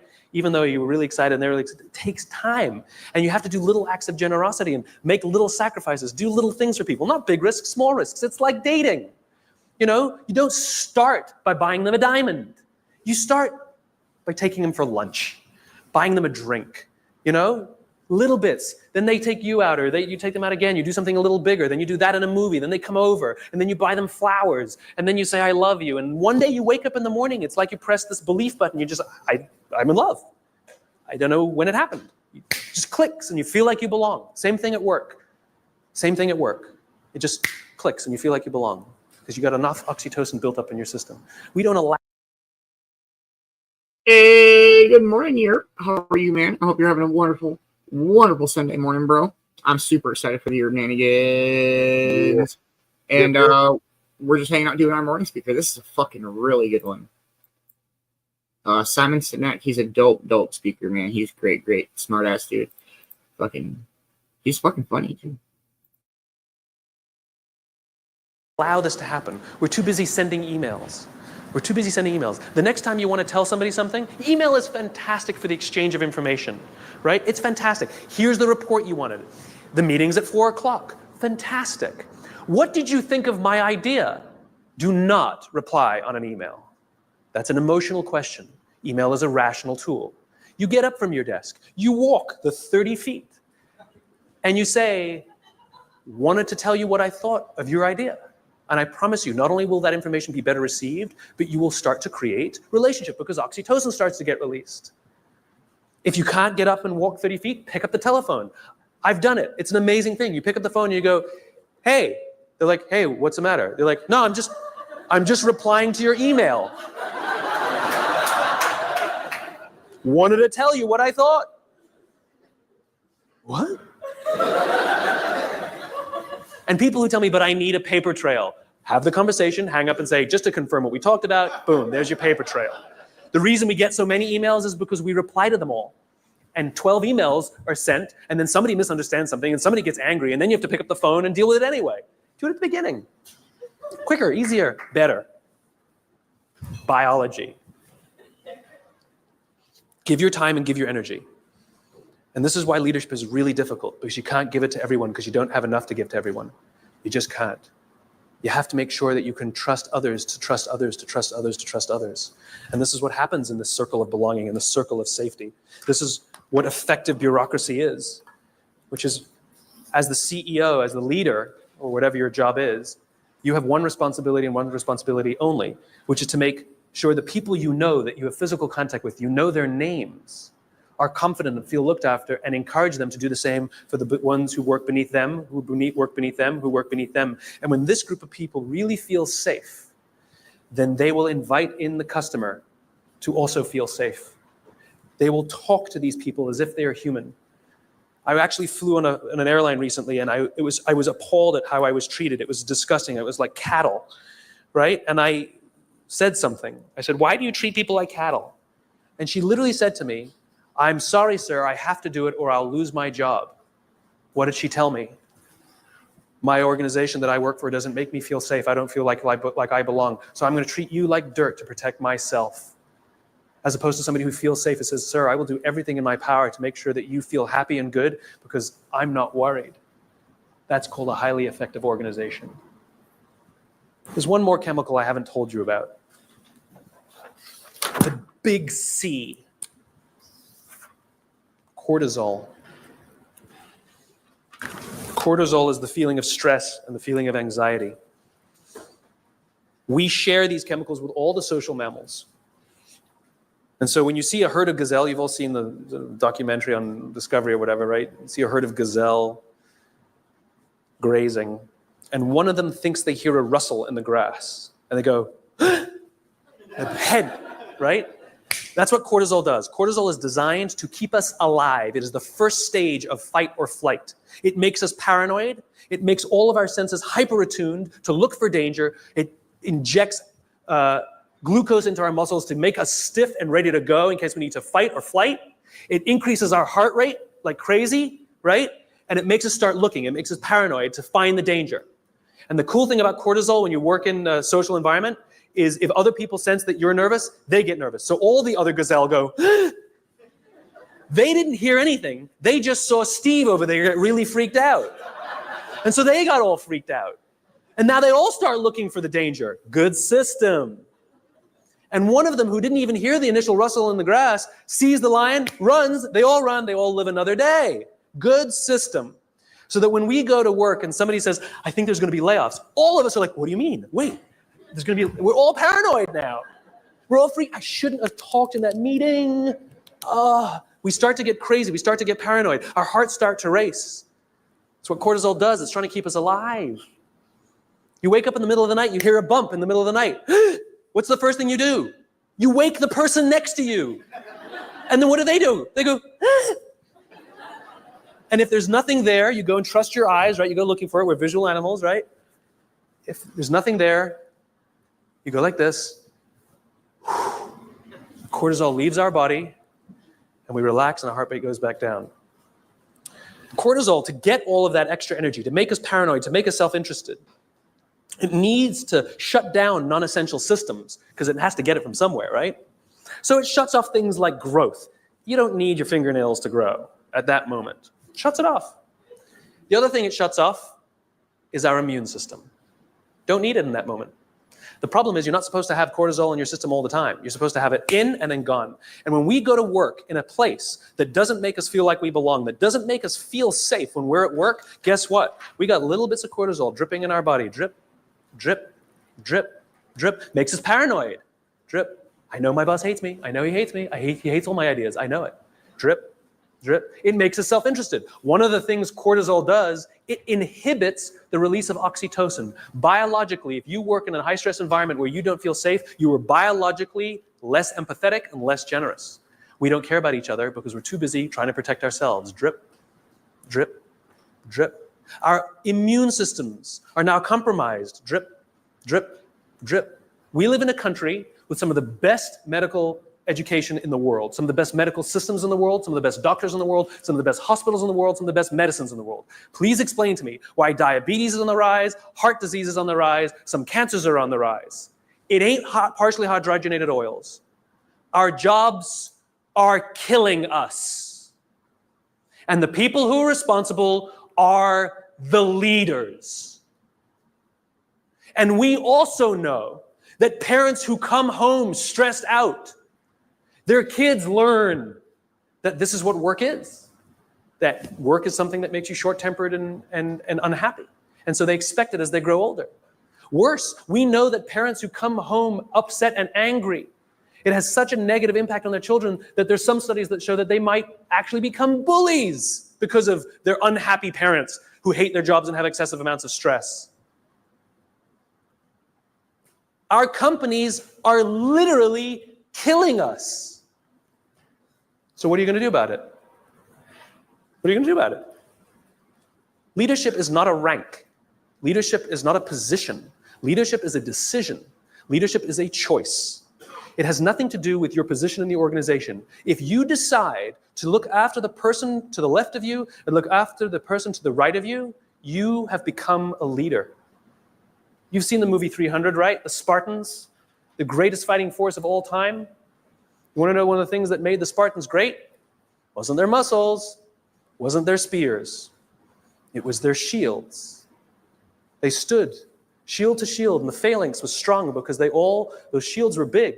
And they were told when they were young children, you either bring your shield home or you come home on your shield.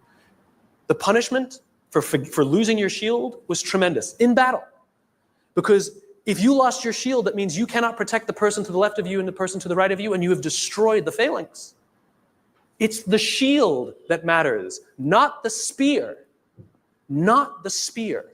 It's your willingness to sacrifice yourself, not your life, maybe your credit, maybe your little time, maybe a little energy, maybe your time, maybe getting up from your desk and talking to somebody for 30 minutes instead of sending a 3-minute email. It's your willingness to sacrifice for someone, to hold that shield up so that they feel safe, that makes you a leader. And you want to know how you beat a dopamine addiction? If you're worried that you're addicted to performance and all those dopamine things, Alcoholics Anonymous has been highly effective for decades, 80-something years. We all know the first step of the 12 steps. We joke about it, right? Admit you have a problem. Do you know the 12th step? Don't say it's supposed to be anonymous. I'll tell you what the 12th step is. Alcoholics Anonymous knows that if you master all 11 steps, but not the 12th, you will drink again. If you master the 12th step, you will beat the disease.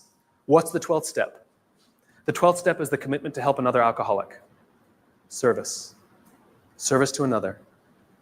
oxytocin wins, serotonin wins. The more we look after each other, the safer we feel, the more we feel like we belong, and the more we will work together to confront the dangers outside.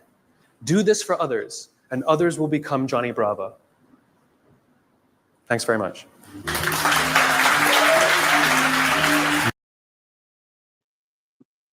Holy shit. That was wild. That was a good one. Oh my goodness gracious, man. I can honestly say I've definitely risked my life for people, and it could have ended very bad for me.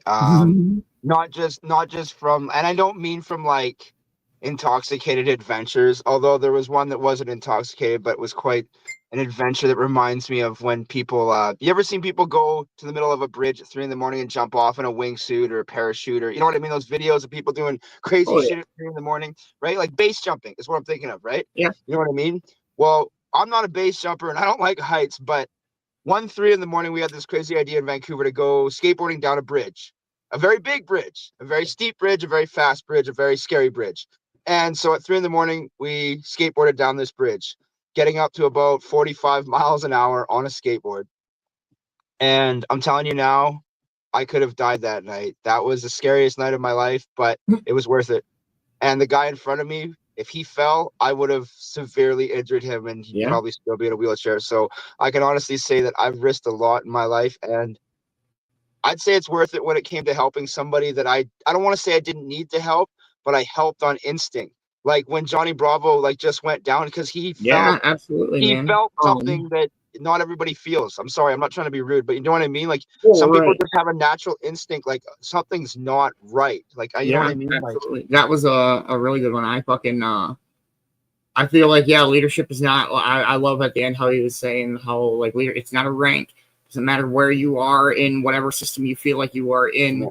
It's just doing what you feel like a leader should do, and that's like respect and responsibility and communication. I completely understand that. From my roofing job, I started off as a laborer, and once we got up to about 12 crew members, I was running like the cleanup crew, the ground crew, the grunt crew or whatever. And I was such a good leader because I was trained for years to do that job, and I was so easy for me to show my knowledge to the other guys. And then like we're folding 60-foot tarps, like you can't do that with one person when it's windy, so I was like, I don't know. It taught me a lot about myself and about leadership, and it's definitely a choice. You have to choose to kind of put your feelings aside.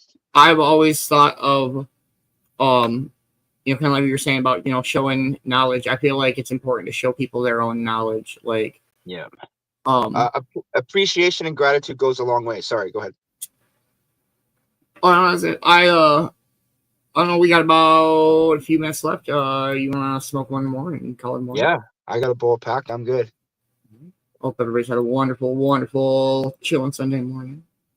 Merry Christmas and happy holidays to Vicki Bowers. Love the Christmas theme. Absolutely amazing. Really good this day in history. Hope you are feeling better, or at least feeling better soon. Beanz, again, thank you for all the amazing music. It's been wonderful. Thank you all for joining us this Chillin Sunday morning. We will catch you all probably at your Shenanigans coming up soon.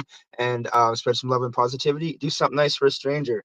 Absolutely to do with this morning's speaker, because that is, for me, a selfless good deed, because you might never see that person again. So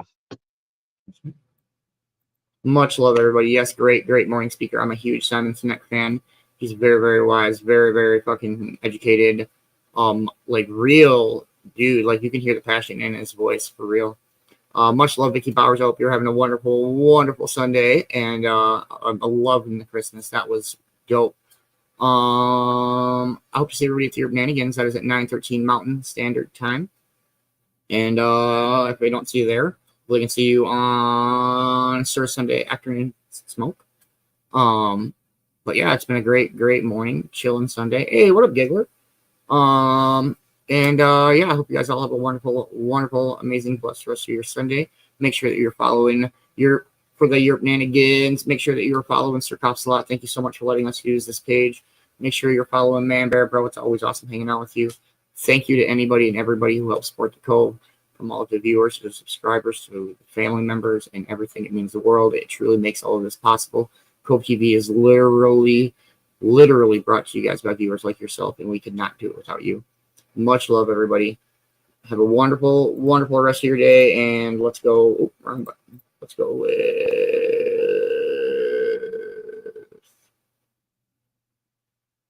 Oh, all right. I got to pull. The song that I want to listen to is in the end. Let's go.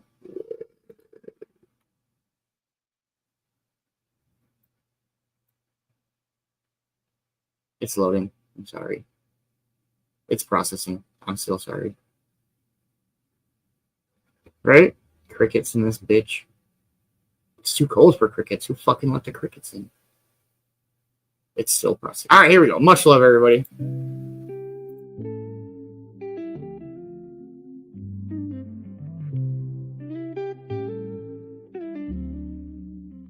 It's Sunday morning, sweet and slow. The coffee's brewing, let the good vibes flow. Friends are gathered, hearts are light. Cannabis sparks, morning feels just right. The sun is shining, the cove's alive, sharing laughter as the moments arrive. Every smile, every story we know makes Sunday mornings sweet and slow, sweet and slow, the way Sundays go. Oh, sweet and slow. Pass the peace and the coffee, let the good times grow. Sweet and slow. In the Cove we gather, in the light of the day. With love and laughter, we find our way.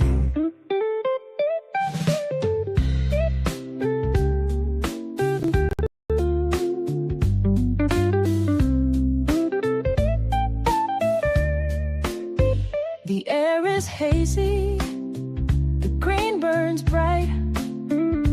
Coffee warms hands in the morning light. Conversations flow like the ocean tide. We're all connected, no need to hide. The choir hums, the rhythm sways. Joy fills the cove in endless ways. Every soul finds a place to grow. On Sunday morning, sweet and slow, sweet and slow, the way Sundays go. Oh, sweet and slow. Pass the peace and the coffee, let the good times grow. Sweet and slow. In the Cove we gather, in the light of the day. With love and laughter, we find our way. I was gonna say something after the morning speak, and I totally got high. You got this, Mindy. Much love. You got this so much.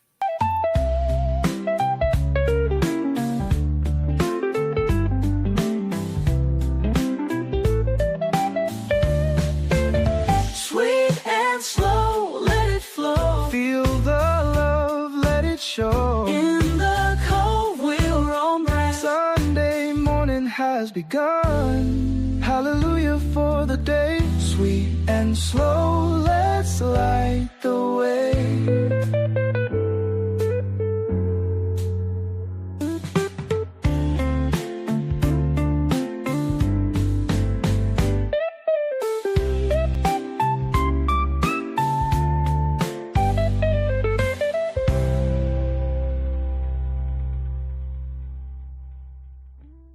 Much love, everybody. We'll see you at the Nanigans. The Yerp Nanigans, that is.